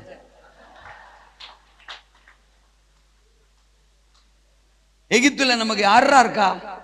அப்பா கிடையாது, அம்மா கிடையாது, அண்ணன் கிடையாது, கொழுந்தியா கிடையாது, மதினி கிடையாது, விசாரிக்கிறதுக்கு ஒருத்தரும் கிடையாது. ஒரு பயல இல்லாத ஒரு இடத்துல என்ன ஒரு உள்ளம், என்ன ஒரு அன்பு, நம்ம மேல இவ்வளவு ஒரு அக்கறை. புருஷன் கூட இருந்தோம், அவனை கண்டுக்கிறாம நம்ம மேல இவ்வளவு அக்கறை. நான் உண்மையில இது தேவன் நமக்காக செய்கிற ஒரு செயலா தான் இருக்கும். நம்மள அவர் அனாதையா இருக்க விடல, நமக்கு ஒரு ஆதரவை எழுப்பி தந்திருக்கிறாரு. இது தேவன் தந்த ஒரு ஆஃபர். அட்ரா தூக்குறா, அப்புறமா பாத்துக்கலாம்டா. இயேசுவின் ரத்தம் ஜெயம். இருக்கிறீங்களா? பாபிலோனிலும் அவன் எனக்கு சித்தமானதைத்தான் செய்வான். இருக்க வேண்டியவரோட கனெக்ஷன் எனக்கு இருந்துகிட்டே இருந்தா எந்த நேரத்திலும் அவர் இருதயத்துக்கு ஏற்றதைத்தான் நான் செய்வேன். அல்லேலூயாவா. நாமளே இப்ப நல்லா ஜெபிச்சு ரொம்ப நாளாச்சுல. தேவ பிரச்சன்னத்தை ஃபீல் பண்ணி ஜெபிச்சே மாச கணக்காய் போச்சு. நமக்கு தான் சொல்றாருன்னு 2 பேருக்கு ஃபீலிங், உங்களுக்கு தான் அல்லே சொல்லுங்க. ஆராதனையில பாட்டு பாடுறான், சவுண்ட் எல்லாம் கூட்டுறான், ஆனா ஆவியானவரை காணும். தோத்துறான். அன்னைக்கு இருந்தாரு. சிலருடைய ஆரம்ப ஊழியத்துல எல்லாம் மைக்க தூக்குன உடனே ஆவியானவர் வந்துருவாரு. ஆனா இப்ப 3 பாட்டு முடிஞ்சிட்டு முக்கி பார்த்தாச்சு, வரல. அங்க ஆறான்ல நின்னுகிட்டு இருக்கிற நம்ம விசுவாசி 2 பேர் பேசிக்கிறான். வாலிபைய வர்றான், நான் முக்குறாரு, வரலையடா. அல்லே சொல்லுங்க. அப்பா வர வேண்டியவரு வரலையடா. அவன் சொல்றான், அப்படியே ட்ரையா போதாடா, ட்ரையா போதா. அவனுக்கு தெரியுதுங்க ட்ரைக்கும் தோத்துறான் வெட்டுக்கும் வித்தியாசம். அல்ல சொல்லுங்க, ட்ரையா போகுத. பக்கத்துல இருக்க சொல்றான், மைக்கு பெண்ட கொடுக்க சொல்லு, 2 நிமிஷத்துல இறக்கி காட்டுறேன்றான். அவன் சொல்றான், சார் 2 நிமிஷத்துல நான் இறக்கி காட்டுறேன். அவன் என்னமோ ஆவியான பாக்கெட்ல வச்சுக்கிற மாதிரியே பேசுறான். அவன் நம்ம சத்தியம் சொல்லி வளர்ந்தவங்க, நம்ம சொல்லி ஜெபிக்க பழகினவங்க, நம்ம சொல்லி பிரசன்னத்தை டேஸ்ட் பண்ணவங்க. அவன் இன்னைக்கு வளர்ந்துட்டான். நான் சொல்றேன், விட்டா 2 இல்ல, அவன் ஸ்டேஜுக்கு வந்தாலே ஆவியானவர் வருவாரு. அப்படி இருக்கான். ஆனா நாம தான் மைக்க கொடுக்க மாட்டோம்ல. மைக்கு சொத்துறான், மைக்கு சொத்துறான். சில ஆளெல்லாம் சாகும்போது அடக்கம் பண்ணும்போது கூட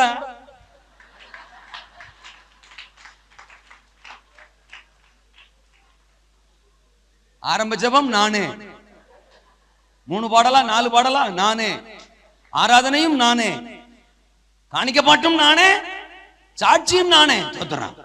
இல்லாட்டாலும் சொல்லுவேன் சொத்துறான். சாட்சி எனக்கு கிடையாது, நானே சாட்சி இல்லை, ஆனாலும் சொல்லுவேன். பிரசங்கமும் நானே, காணிக்கையும் நானே. சொத்துறான். போடுறது நீ. அல்லே சொல்லுங்க. அப்பா எடுப்பது நான், எண்ணுவது நான். நல்ல சொல்லுங்க அப்பா. போடுவது மட்டும் நீ. கர்த்தருக்கு ஸ்தோத்திரம். இறுதி ஜெபமும் நானே.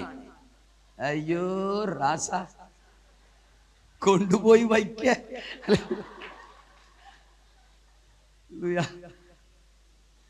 அறிஞ்சோ அறியாமலோ நம்ம பல சிறையிருப்புக்குள்ள கிடக்கிறோம். ஆண்டவர் இன்றைக்கு ஒரு மகிமையான விடுதலை நமக்கு தருவாராக. ஆமெனா. பாபிலோன் சார், ஆனா தானியேலின் ஜெப வாழ்க்கைய பாபிலோன் பாதிக்கல சார்.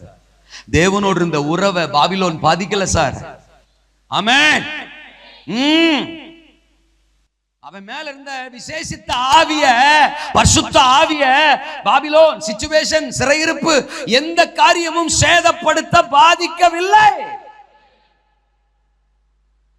எனக்குள்ள ஆவி, எனக்குள்ள ஆவியானவர், எனக்குள்ள அழைப்பு, நான் தானியேல் அப்படின்னு இருந்தா எங்க நின்னாலும் நான் தானியேல் தான். எதுவும் என்னை பாதிக்க, என்னால அங்க ஒரு பாதிப்பு வருமே ஒழிய எதாலையும் எனக்கு பாதிப்பு வராது. நான் அங்கே ஒரு தாக்கத்தை உண்டு பண்ணுவேனே ஒழிய அது என்ன தாக்கிருச்சு அப்படிங்கிறதுக்கு இடம் சேட்டா மனசிலாயோ அல்லையிலே சொல்லுங்க. அபிஷேகம் உள்ளவன், அழைப்பு உள்ளவன் போய் நின்னா போதும். நம்ம பிரசங்கம் பண்ணணும், பல நேரம் ஸ்பெண்ட் பண்ணணும்லாம் இல்ல. தோத்திரம். உங்க மேல இருக்கிற அந்த நிழல், உங்க மேல இருக்கிற கர்த்தருடைய கரம், உங்க மேல இருக்கிற அந்த அபிஷேகம், நீங்க போய் நிக்கிற இடத்துல உங்களால ஒரு தாக்கத்தை நிச்சயம் உண்டாகும்.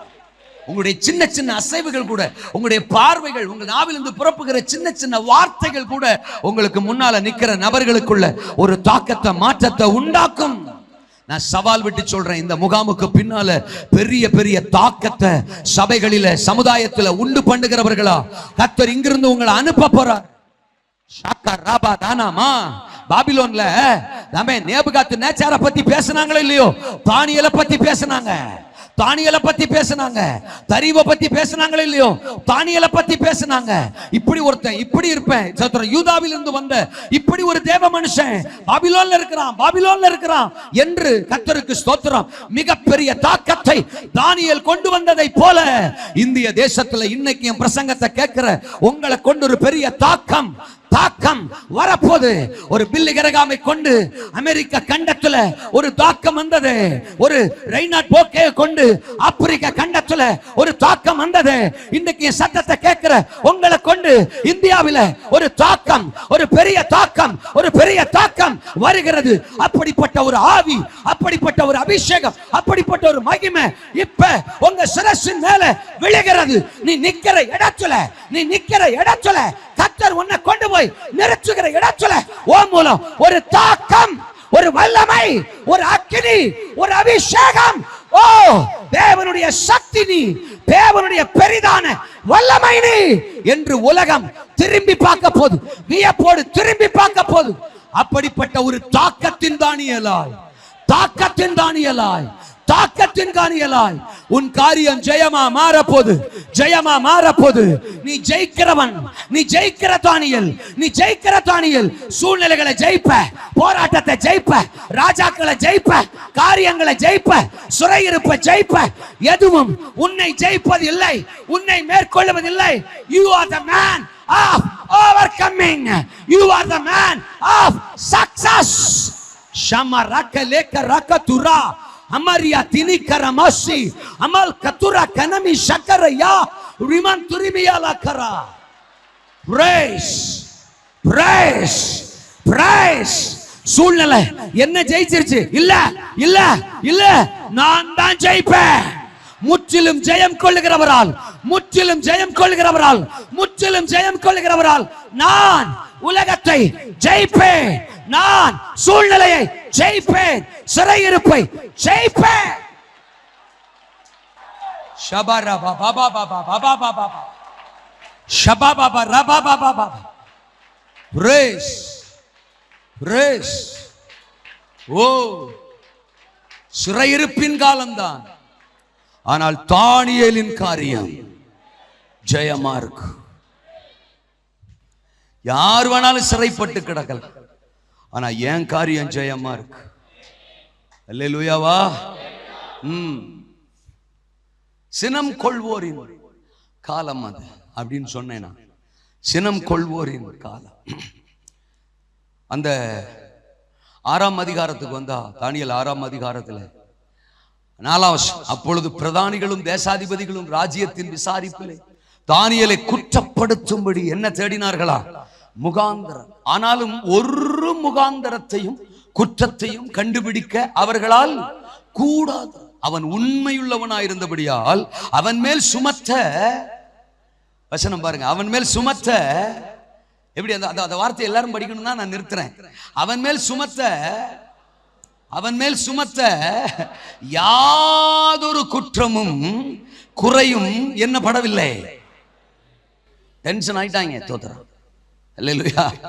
டென்ஷன் ஆயிட்ட. டென்ஷன் ஆகிறதுக்குன்னே ஒரு கூட்டம் இருக்கும். தோத்திரம். ஆமா, என்னடா சிக்க மாட்டானாடா. தோத்திரம். இவனை மட்டும் வித்தியாசமா ராஜா வச்சிருக்கிறாரடா, எங்கிருந்தோ வந்தவன். தோத்திரம். ஆமா, 120 தேசாதிபதிகளாம், 3 பிரதானிகளாம். இவர்கள் எல்லாரிலும் தானியேல் மேற்பட்டவனா. அந்த 3 பிரதானில தானியேல் ஒரு ஆளு, அதுல எல்லாரிலும் தானியேல் மேற்பட்டவனா. தோத்திரம்.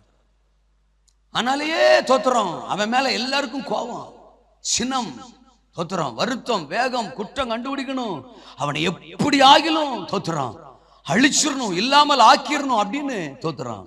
யோசேப்புக்கு விரோதமா அவன் சகோதரர்கள் கோபம் கொண்டார்கள். தோத்திரம். பகைத்தார்கள். ஆதியாமத்தின் புத்தகம் 37ஆம் அதிகாரம் 18ஆம் வசனத்துல ஏதோ சொப்பனக்காரன் வருகிறான், அவனை கொன்று போடுவோம் என்று அவனுக்கு விரோதமாய் சதி ஆலோசனை பண்ணினார்கள். தோத்திரம். இளைய குமாரன அவன் திரும்பி வந்த உடனே லூக்கா 15ஆம் அதிகாரத்துல 27ஆம் வசனம். தோத்திரம். லூக்கா 15:27 சொல்லுது. தோத்திரம். உம்முடைய சகோதரன் வந்தார், அவர் மறுபடியும் சுகத்துடனே உம்முடைய தகப்பனத்தில் வந்து சேர்ந்தபடினால் அவருக்காக கொழுத்த கன்றை அடிப்பித்தார். அவ்வளவுதான். தோத்திரம். கொழுத்த கன்று அவனுக்காக அடிப்பித்தார்னு அடுத்த வசனம் சொல்லுது, அப்பொழுது அவன் மூத்த சகோதரன் கோபம் அடைஞ்சான். கரிக்கு நச்சபைய கத்தருக்கு சோதரன் கோபம் அடைஞ்சான். ஆமா, இருக்கீங்களா? நீங்க தரிசனத்தையும் அழைப்பையும் அபிஷேகத்தையும் சுமக்கிற ஆளா இருந்தா உங்களுக்கும் மற்ற ஆளுக்கும் கண்டிப்பா வித்தியாசமா இருக்கும். நீங்க தானியேலா இருந்தா நிச்சயம் அங்க ஒரு வித்தியாசம் இருந்தே ஆகும். வித்தியாசமும் இருக்கும், விரோதமும் இருக்கும். ஆமா, உங்களை விரோதிக்க 4 பேராவது இருப்பார். இப்ப கூட உங்க பக்கத்துல கூட இருக்கலாம். எது நான் கூட்டு வந்தாளா? ஆமா, அல்லேலூயா சொல்லுங்க. அல்லேலூயா. ஆமா, அப்படி ஆளுகளை தான் கூட வச்சுட்டே சுத்துவோம் பலமுறை, தெரியாது நமக்கு. அல்லேலூயாவா.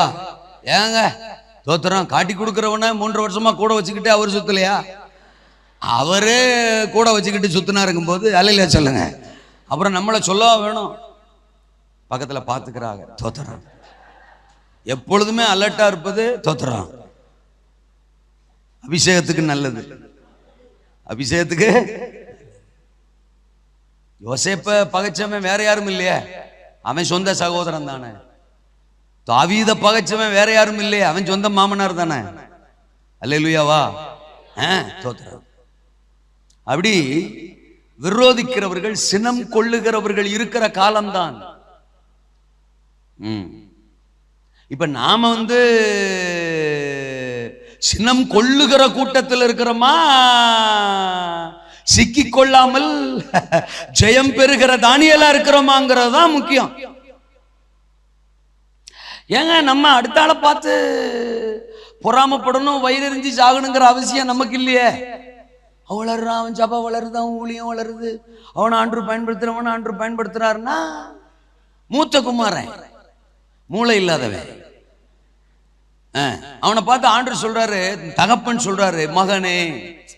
அடுத்து 29 30 தோத்துறா 30ஆம் வசனம். அதுல ஆட்டுக்குட்டியை கொடுக்கலன்றான். தோத்துறான். 31 மகனே, நீ எப்பொழுதும் என்னோடு இருக்கிறாய், எனக்குள்ளதெல்லாம் கோமளி. அல்லேலூயா. இது கூட தெரியாம நீ மூத்த குமாரன் வேற சொல்ற, மூளை இல்லாதவன். நீ முந்தி பிறந்த என்ன பிரயோஜனம்? நீ சீனியரா இருந்த என்ன பிரயோஜனம்? அவனுக்கு நான் சீனியர்னு சொல்றியே, என்ன பிரயோஜனம்? நான் இங்க சொல்றேங்க, இல்ல சொல்லுங்க, அதாவது வசனத்தை சொல்றேன். தோத்திரம். அது என்னமோ தெரியல, இந்த சீனியர்னாலே இப்படித்தான் சீரியஸ் ஆயிடுறாங்க. சீனியர்கள் சீரியஸ் ஆகி அப்புறம் சீக்கிரம் போயிடுவாங்க.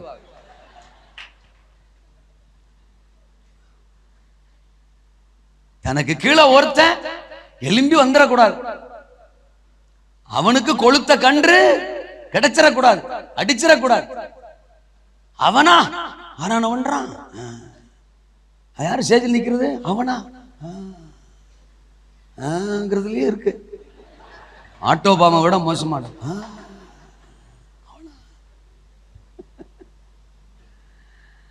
எப்படிலாம் அசுத்தாவிய சுமந்துக்கிட்டு ஒளிஞ்சிரும் பாருங்க.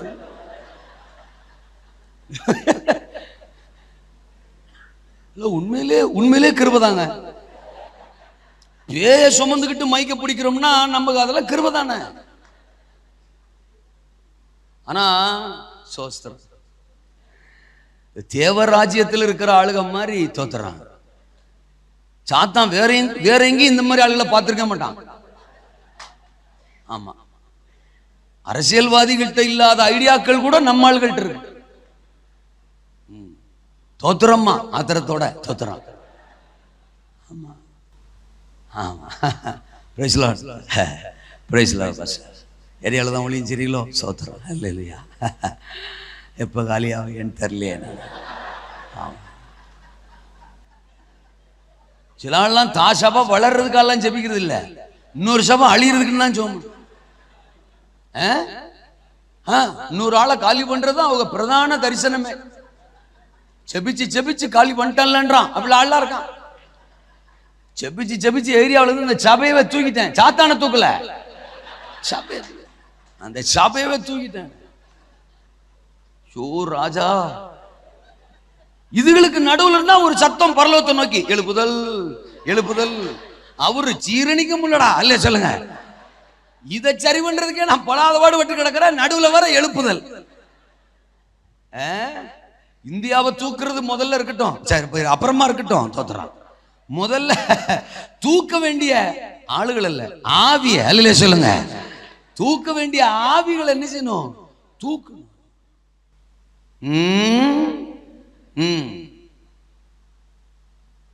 பொறாமை, சினம் கொள்வோர், டேஞ்சரஸ் ஸ்பிரிட், டேஞ்சரஸ் ஸ்பிரிட். கோலியாத்து தாவீதுக்கு மேட்டரே இல்லைங்க. ஒரே நாள் ஒரே கல்லு, ஒரே நாள் கூட கிடையாது. தோத்துறான். சுத்தி விடுறதுக்கு ஒரு நிமிஷம் இருக்குமா? ஒரு நிமிஷம் ஒத்த கல்லு, செத்தான். ஆனா சவுலே சாகர வரைக்கும் தொல்ல. தாவீது சாகர வரைக்கும் இல்ல, அவன் சாகர வரைக்கும். தாவீது வாழணும்னா அவன் சாகணும், சாக அடிப்பாரு பாருங்க. தோத்துறோம். காலத்துக்கும் தொல்ல. நான் சொல்றது புரியுதா? அல்லேலூயாவா?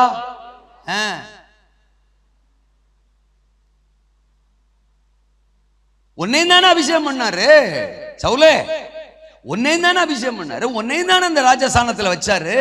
இஸ்ரவேல்லையே உனக்கு நிகரானவன் யாரும் இல்லைன்னு உன்னைத்தானே கண்டுபிடிச்சாரு. சமஸ்த இஸ்ரவேலுக்குள்ளேயும் உன்னைத்தானே ராஜாவாக்குனாரு, நம்பினாரு. ஒருவேளை இப்ப கூட தோத்துறான். மனஸ்தாபங்களுக்கு இடம் கொடுத்து தேவ சமூகத்துல மனம் திரும்பி மன்றாடினால் நினிவே பட்டணத்தாருக்கு, அசீரிய பட்டணத்தாருக்கு, ஒரு புரஜாதி பட்டணத்தாருக்கு மனஸ்தாபப்பட்டு மனம் இறங்கின கர்த்தர் அபிஷேகத்தை தொலைச்சவனுக்கு, இழந்தவனுக்கு மனஸ்தாபப்பட்டு மனம் இறங்க மாட்டாரோ? அல்லேலூயா. இந்த ஒரு விசை நினைத்தருளும், இந்த ஒரு விசை என்னை பலப்படுத்தும் என்று தேவனை நோக்கி மன்றாடின பாரப்பட்ட ஒரு சிம்சோனுக்கு மனம் இறங்கின கர்த்தர் இந்த புதிய ஏற்பாட்டின் நாட்களில் நமக்கு மனம் இறங்க மாட்டாரோ? நீங்க தொலைச்ச, நீங்க இழந்த எதையும் உங்களுக்கு பல மடங்கு திருப்பி கொடுக்க இன்றைக்கும் கர்த்தர் ஆயத்தமா இருக்கிறார். தரிசனத்தை தொலைச்சிட்டீங்களா? அபிஷேகத்தை தொலைச்சிட்டீங்களா? கிருபைகளை தொலைச்சிட்டீங்களா? ஸ்தானங்களை தொலைச்சிட்டீங்களா? ஊழியத்தை தொலைச்சிட்டீங்களா? நீங்க தொலைச்சது எதுவா இருந்தாலும் இந்த முகாமின் நாட்கள்ல கர்த்தர் திருப்பி உங்க சுரசின் மேல வச்சு அனுப்பத்தான் உங்களை கொண்டு வந்திருக்கிறார். ஆமென். கவனம் கர்த்தர் பேரில் இருக்கட்டும். நம் நோக்கம், எதிர்பார்ப்பு கர்த்தராக மட்டும் இருக்கட்டும். அபிஷேகத்தை சுமக்கிற, தரிசனத்தை சுமக்கிற ஒரு தானியேல் மேலோ, ஒரு யோசேப்பின் மேலோ, ஒரு தாவீதின் மேலோ நம்முடைய கவனம் வேண்டாம். அவர் பட்சபாதம் உள்ளவரே, எந்த மனுஷனையும் பிரகாசிப்பிக்கிற மெய்யான ஒளி. இருக்கிறீங்களா? சாப்பிடுற நேரத்துல காலையில பகிர்ந்துகிட்டு இருந்த, காலையில நடந்த கூட்டத்தை பத்தி 1-2 வார்த்தைகள் பேசிட்டு இருந்தாங்க. தோத்திரம். நானும் காது கொடுத்து கேட்டேன். தோத்திரம். அவர்களுக்கும் நற்செய்தி, சுவிசேஷம், வார்த்தை பிரசங்கிக்கப்பட்டது. தோதரா. பில்லி கிரகாமுக்கும் நமக்கு சொன்ன சுவிசேஷம் தான் சொல்லப்பட்டது. பில்லி கிரகாமுக்கும் நமக்கு கொடுக்கப்பட்டிருக்கிற வேதம் தான் அவர் கரத்துல கொடுக்கப்பட்டது. பில்லி கிரகாமுக்கும் நமக்கு கொடுக்கப்பட்ட அபிஷேகம் தான் கொடுக்கப்பட்டது. அவர் அதை எப்படி பற்றிக் கொண்டார், பிடித்துக் கொண்டார், பயன்படுத்திக் கொண்டார், அதற்கு இடம் கொடுத்தார் என்பதை தகுந்த விதத்தில், என்பதற்கு தகுந்தார் போல் அவருடைய ஊழியம், அவருடைய தரிசனம் உலகம் அறிகிற, லட்சங்களை அசைக்கிற அசாத்தியமான ஊழியமாய் தேசங்கள் நடுவில் பிரகாசித்தது.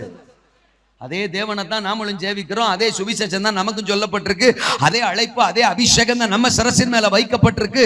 அந்த அழைப்பையும் அழைப்பை தந்தவரையும் நாமளும் போக்கஸ் பண்ணா, நாமும் ஒரு பில்லி கிரகமாக, நாமும் ஒரு பவுலாக, பேதுருவாக, ரெய்னாட் போன்கேவாக, அசாத்தியங்களை சாதிக்கிறவர்களாக இந்த உலகத்தில் எழும்பி பிரகாசிக்க முடியும்.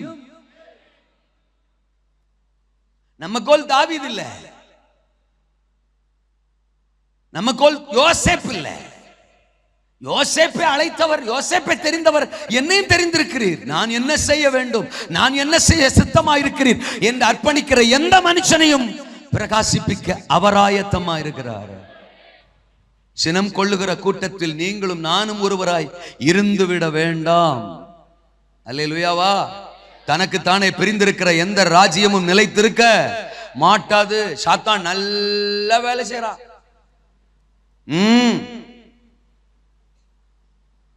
நமக்கே சிண்டு முடிஞ்சு விடுறான். நமக்குள்ளேயே பகைமையும் கசப்பையும் விரோதத்தையும் பெருமையும் விதைச்சிடறான். நம்மளையே விரோதிகளா மாத்திடுறான். ஒரு மனதையும் ஐக்கியத்தையும் தேடியும் காணாதிருப்பாய். இப்படியே போய்கிட்டு இருந்தா தோத்துறான்.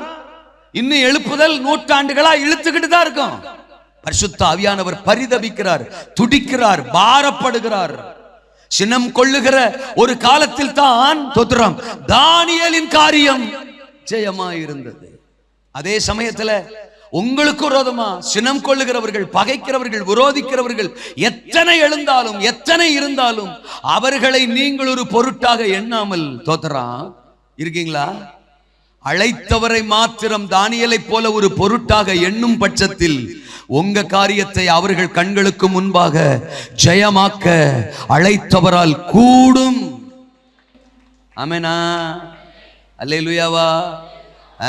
எனக்கு ஒரு அப்படி பேசுறாங்களே, அப்படி பேசுறாங்களே, அப்படி சேராங்களே, அப்படி சேராங்களே தோத்திரம் அப்படின்னு நம்ம நிறைய டைம் பகைக்கிறவர்களே தான் பார்த்துட்டு இருக்கிறோம்.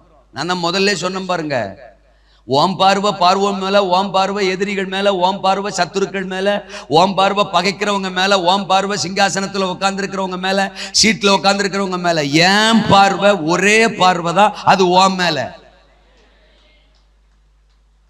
உன் அளவுக்குலாம் நான் பிஸி இல்ல, நீ தான் ரொம்ப பிஸியா இருக்க. பல ஆளுகளை பார்த்துக்கிட்டே இருக்க. பார்வோன் இருக்கான், நேபுகாத் நேச்சார் இருக்கான், தரியு இருக்கான், தோத்திரம் கோரேஸ் இருக்கான், அந்த ராஜா இருக்கான், இந்த ராஜா இருக்கான், அவன் விரோதிக்கிறான், இவன் விரோதிக்கிறான், அப்படி இப்படின்னு. எனக்கு எவன் இருந்தாலும் பிரச்சனை இல்லை. அவன் மேலெல்லாம் என் லுக்கோ, என் கரிசனையோ, பார்வையோ இல்லை.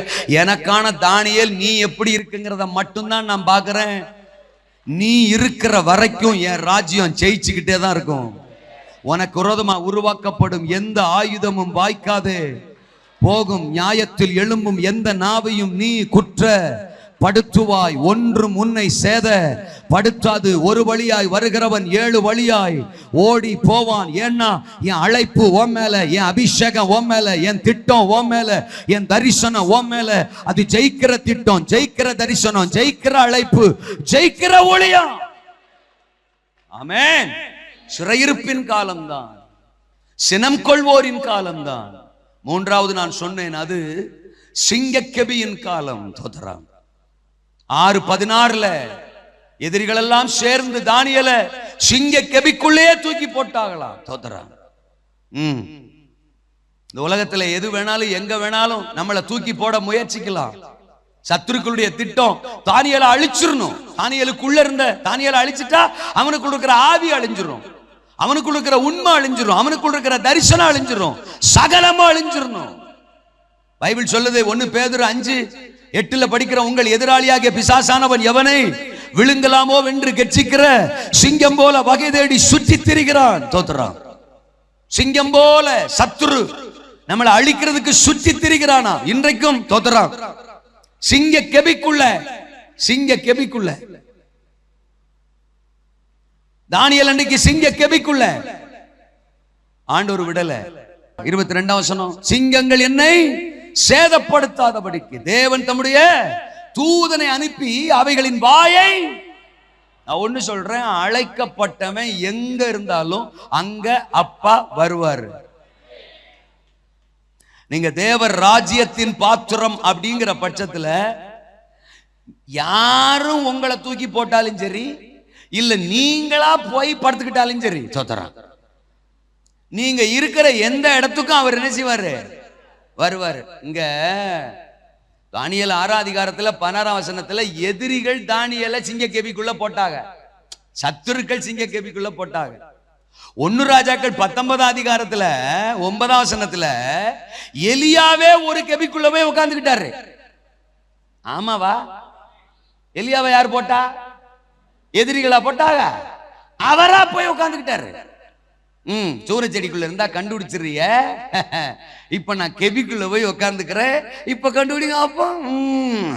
கண்டுபிடிச்சிருய நீங்க? உங்களுக்கு தெரியாத ஒரு கெபி நான் கண்டுபிடிச்சு வச்சிருக்கேன், அதுக்குள்ளே நான் ஒளிஞ்சுக்கிருவேன். ஏசரத்தஞ்சு 1 2 3 கண்டுபிடிங்க அப்படிங்கிற மாதிரி எலியா போய் ஒரு கெபிக்குள்ள உட்கார்ந்துக்கிட்டான். அட டேஸ் தோத்துறான். நீ வானத்துல படுக்க போட்டாலும் அங்க நானு, அங்க ஒளிஞ்சாலும் வருவேன், நீ ஆழத்துல கடந்தாலும் அங்க நான் வருவேன். தோத்துறான். அது தெரியாதா உனக்கு? என் அழைப்பு என் திட்டமும் உனக்குள்ள இருக்கிற வரைக்கும் நீ எந்த மூலைக்குள்ள இருந்தாலும் அங்க என் கரம் உன்னை தேடி வரும். நீங்களா ஒரு கவியை செலக்ட் பண்ணி சோர்வுக்கு, பயத்துக்கு, சூழ்நிலைக்கு இடம் கொடுத்து புதஞ்சுக்கிட்டாலும் சரி, இல்ல உலகம், மனிதர்கள், சூழ்நிலைகள், சத்துருக்கள் உங்களை ஒரு குழிக்குள்ள கெபிக்குள்ள தள்ளிவிட்டு உங்களை புதைக்கணும் நினைச்சாலும் சரி, அங்கேயும் கர்த்தருடைய கரம் வந்து உங்களை பிடிக்கும், உங்களை தூக்கும், திரும்பவும் உங்க நிலையில கொண்டு வந்து உங்களை நிறுத்தும், உங்கள் காரியத்தை ஜெயமாக மாற்றும். அல்லேலூயா சொல்லுங்க. சாராளம்மா அபிமெலேக்கு வீட்டுக்குள்ள போயிட்டா. ஆதியாகமம் 20ஆம் அதிகாரத்துல ஈசாக்க ஓ மூலமா நான் கொண்டு வர்றதுக்கு சித்தமா இருக்கிறேன், சந்ததி ஓ மூலமா வரணும், என் திட்டம் அதுதான் ஆண்டவர் சொல்லிக்கிட்டே இருக்கிறாரு. முடியாது முடியாது, எனக்கு வயசாகி போச்சு, 90 வயசாகி போச்சு, ஆளை விடுங்க, அடுத்த ஆளை வச்சு பாத்துக்கங்க, ஆகாரம் வச்சு பாத்துக்கங்கன்னு எஸ்கேப் ஆகிட்டு இருந்த கிளவி 20ஆம் அதிகாரத்துல இவ வாட்டுக்க வாலண்டியரா கிளம்பி எங்க போயிட்டா? அபிமெலேக்கு வீட்டுக்கு போயிட்டா. புருஷன் மேல அம்பிட்டு பாசம், அவரை காப்பாத்துறதுக்கு புருஷனை சகோதரன் ஒரு பொய்யை சொல்லிவிட்டு தொத்துற நேரா கிளம்பி அபிமெலேக்கு வீட்டுக்கு போயிட்டா. அதுக்காக போனால் போகட்டும் போடா, கிளவி போனால் போகட்டும் போடா அப்படின்னா விட்டாரு. நேரா கிளம்பி அபிமெலேக்கு வீட்டுக்கு போயிட்டாரு. ஏல கிளவிய தொட்ட மவனை செத்த தொத்துற. அவ ஏன் டிக்கெட் ரோய் அல்ல சொல்லுங்க அப்பா, என் தரிசனத்தை சுமக்கிறாள்ரா, என் திட்டத்தை சுமக்கிறாளு தோத்துறான். ஆமேனா? அபிமெலேக்கு வீட்டுக்குள்ள கிளவி இருந்தாலும் அங்கேயும் போய் கிளவியை தூப்பிட்டு வந்து தான் திட்டத்தை கிளவி மூலமா நிறைவேற்றி சாராளின் காரியம் ஜெயமாயிருக்கும். அல்லேலூயாவா? தோத்துறார். எங்கேயும் அவர் விடுவதாக நீங்க விலகி போனாலும், நீங்க ஒளிஞ்சுக்கிட்டாலும், கெபிக்குள்ள போய் நீங்களே உட்காந்துக்கிட்டாலும், இந்த உலகமே தூக்கி உங்களை கெபிக்குள்ள போட்டாலும் அவர் உங்களை விட போறது இல்லை. ஏன்னா உங்களை நம்பி கொடுத்திருக்கிற ஊழியம் ஜெயமுள்ள ஊழியம். நீங்க சாதிக்க போறீங்க, பிரகாசிக்க போறீங்க, உங்க காரியம் ஜெயமாய் மாற போகிறது. அல்லேலூயாவா. தானியேலின் காரியம் ஜெயமாயிரும். சிறையிருப்பின் காலம்தான், சினம் கொள்வோரின் காலம்தான், சிங்கக்கவியின் காலம்தான். ஆனாலும் தானியேலின் காரியம் ஜெயமாயிரும். அல்லேலூயாவா. அறிவுள்ள தானியேல், சொல்லுங்க அந்த வார்த்தைய. அர்ப்பணிப்புள்ள தானியேல், ஆவி உள்ள தானியேல். அவன் காரியம்தான் ஜெயமா இருக்கும். அவன் காரியம்தான். பாபிலோன்ல இருந்தாலும், சிறையிருப்புல இருந்தாலும், சினம் கொள்வோர் காலத்தில் அவன் இருந்தாலும், சிங்கக்கெபிக்குள்ள தள்ளப்பட்டு போனாலும், தானியேலின் காரியம் ஜெயமா இருந்ததற்கு காரணம் அறிவுள்ள தானியேல். தோத்தரான் 8ஆம் வசனத்துல 1:8 அவனுக்கு முன்னால ராஜாவின் போஜனம் கொண்டு வந்து வைக்கப்பட்டப்ப சொல்றா, ராஜாவின் போஜனத்தினால் தன்னை தீட்டுப்படுத்தல் ஆகாது என்று தன் இருதயத்தில் என்ன செய்து கொண்டானா? தீர்மானம் பண்ணி கொண்டான். அதுக்கு காரணம் என்ன? தான் யூதன் என்கிற ஒரு அறிவு, தான் சேவிக்கிறவர் யார் என்கிற அறிவு, லேவியராகமம் 11ஆம் அதிகாரத்தை குறித்த அறிவு, எதை சாப்பிடணும் எதை சாப்பிடக்கூடாதுன்னு நியாயப்பிரமாணத்துல, கற்பனைகள்ல, கட்டளைகள்ல கர்த்தர் எழுதி கொடுத்தத படித்திருக்கிற, அறிந்திருக்கிற ஒரு தெளிவான அறிவு யாருக்கு? தானியேலுக்கு. இது பாபிலோனிய போஜனம், இது ராஜாவின் போஜனம், இது தீட்டான போஜனம், இது பன்றி இறைச்சி உள்ள போஜனம். அன்னைக்கு பாபிலோன் ராஜாக்கள் பன்றி இறைச்சியை சாப்பிடுவாங்களாம். தோத்தரான். இது பன்றி இறைச்சி உள்ள போஜனம். இதனால ஒரு யூதன் கர்த்தரை ஆராதிக்கிறனா என்ன தீட்டுப்படுத்த கூடாது என்கிற ஒரு தெளிந்த அறிவு தானியேலுக்கு இருந்ததுனாலதான் தானியேலின் காரியம் ஜெயமா இருந்தது. இந்த கடைசி நாட்கள்ல நம்முடைய ஊழியம் ஜெயமா இருக்கணுமா?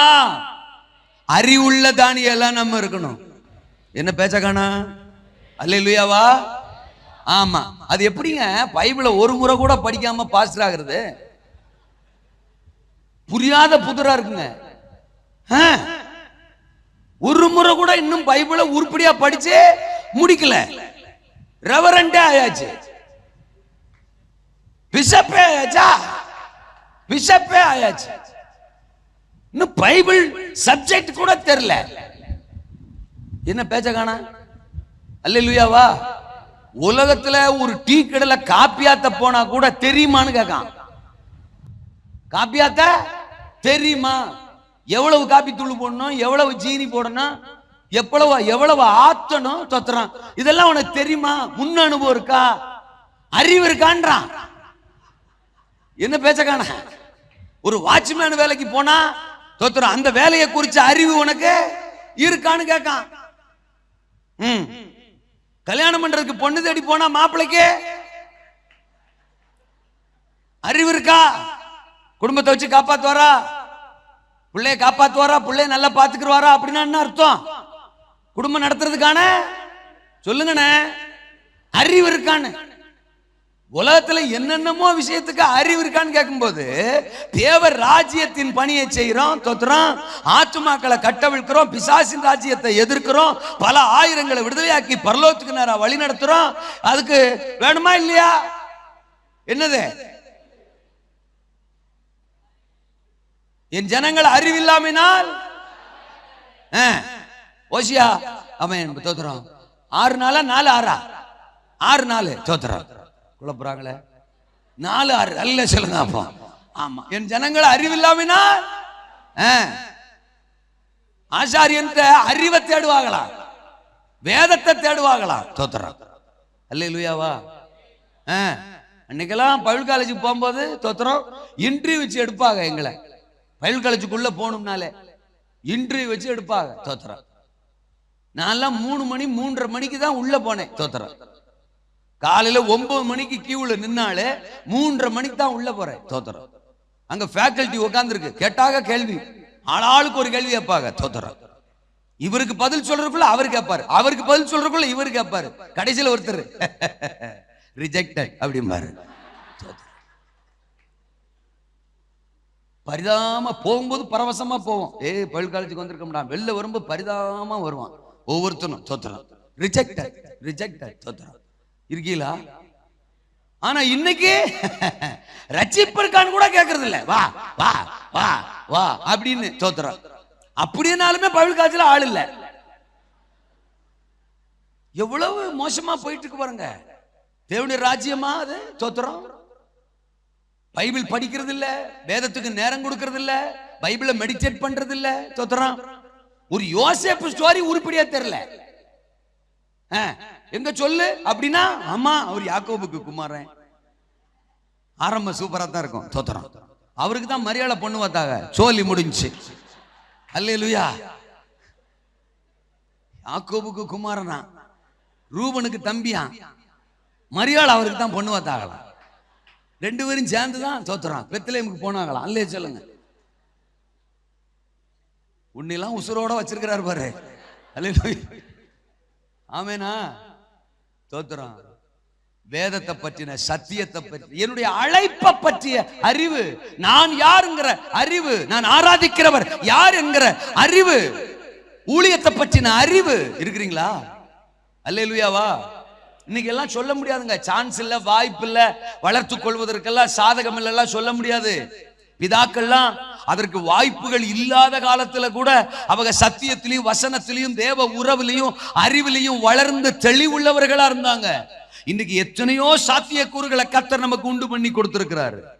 அவைகள்ல வளர, அறிவை பெருக்கிக் கொள்ள, கிறிஸ்துவை அறிகிற அறிவின் மேன்மைக்காக எல்லாவற்றையும் நஷ்டம் என்று எண்ணினேன், குப்பையாக விட்டேன் என்கிற பவுல் அப்போஸ்தலனுடைய வாக்குப்படி இன்றைக்கு தேவனை அறிகிற அறிவை வளர்த்து கொள்ளுகிற ஒரு தானியேலாய் நாம் இருந்தால் ஜெயிப்போம்.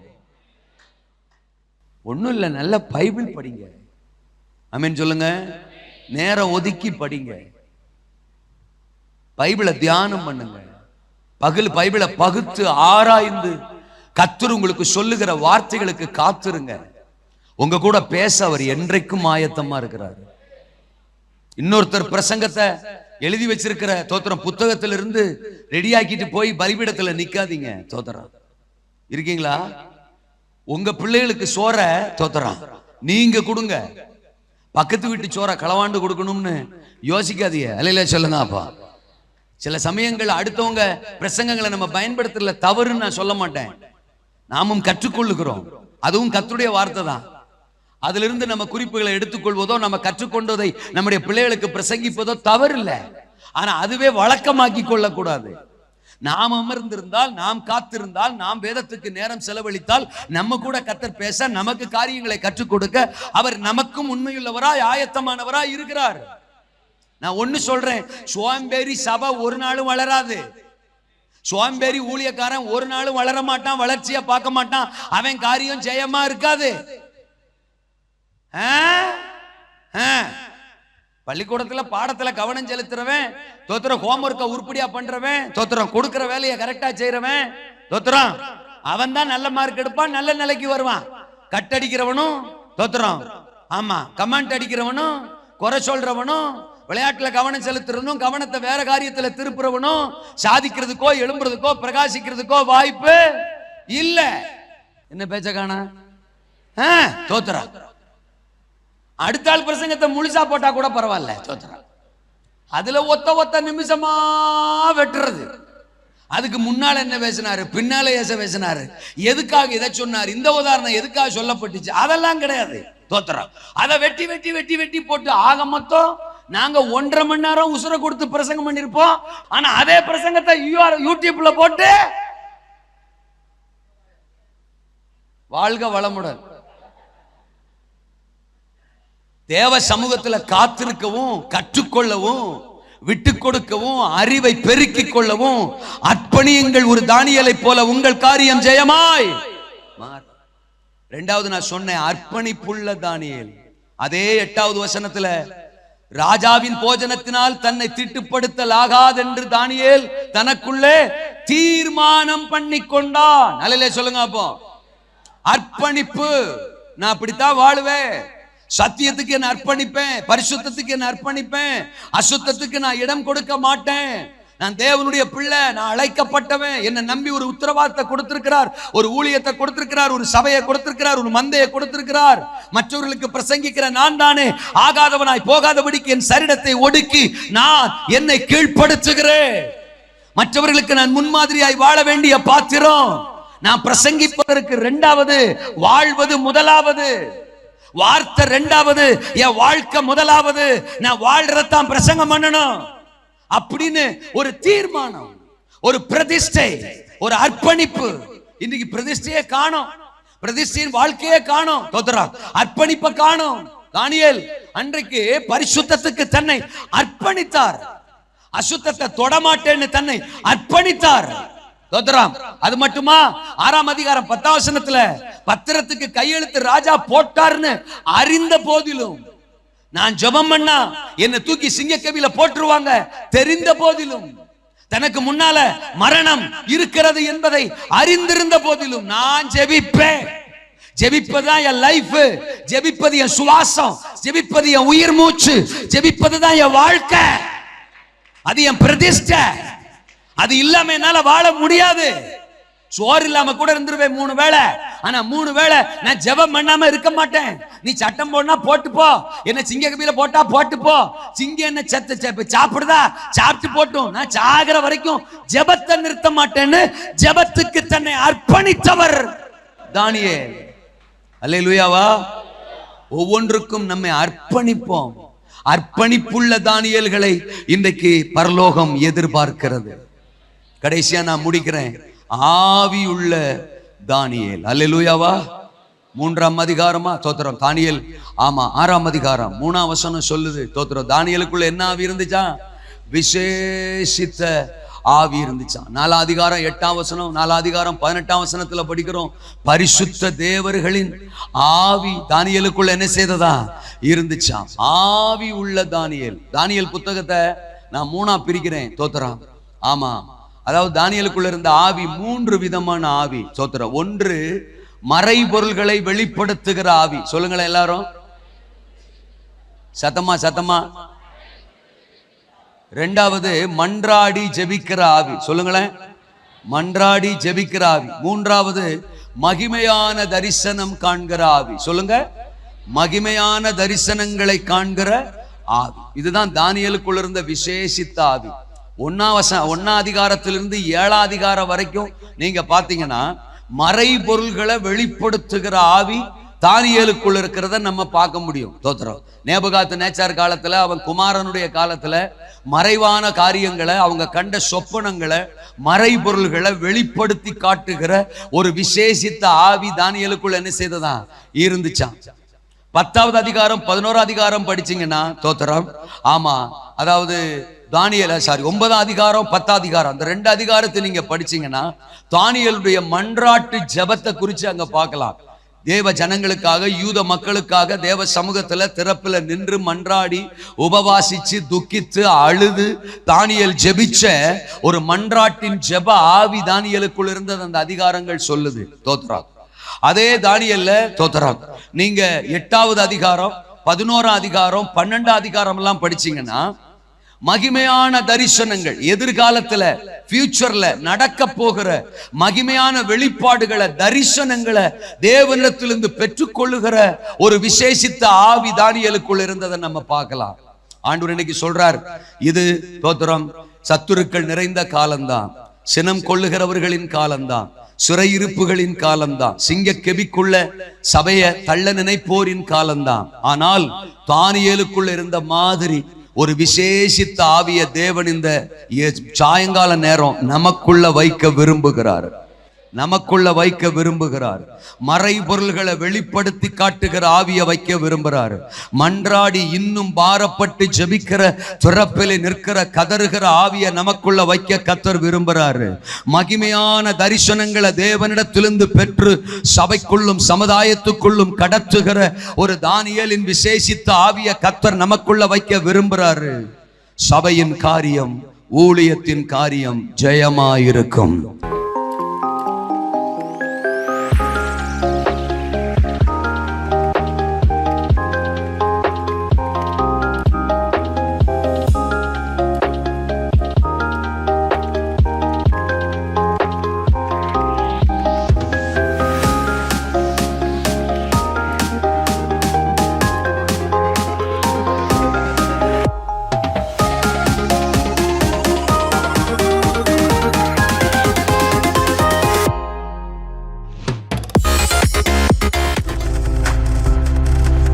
நீங்கள் பார்த்து கொண்டிருப்பது உங்கள் ஜாய் டிவி. உங்கள் துக்கம் சந்தோஷமாய் மாறும்.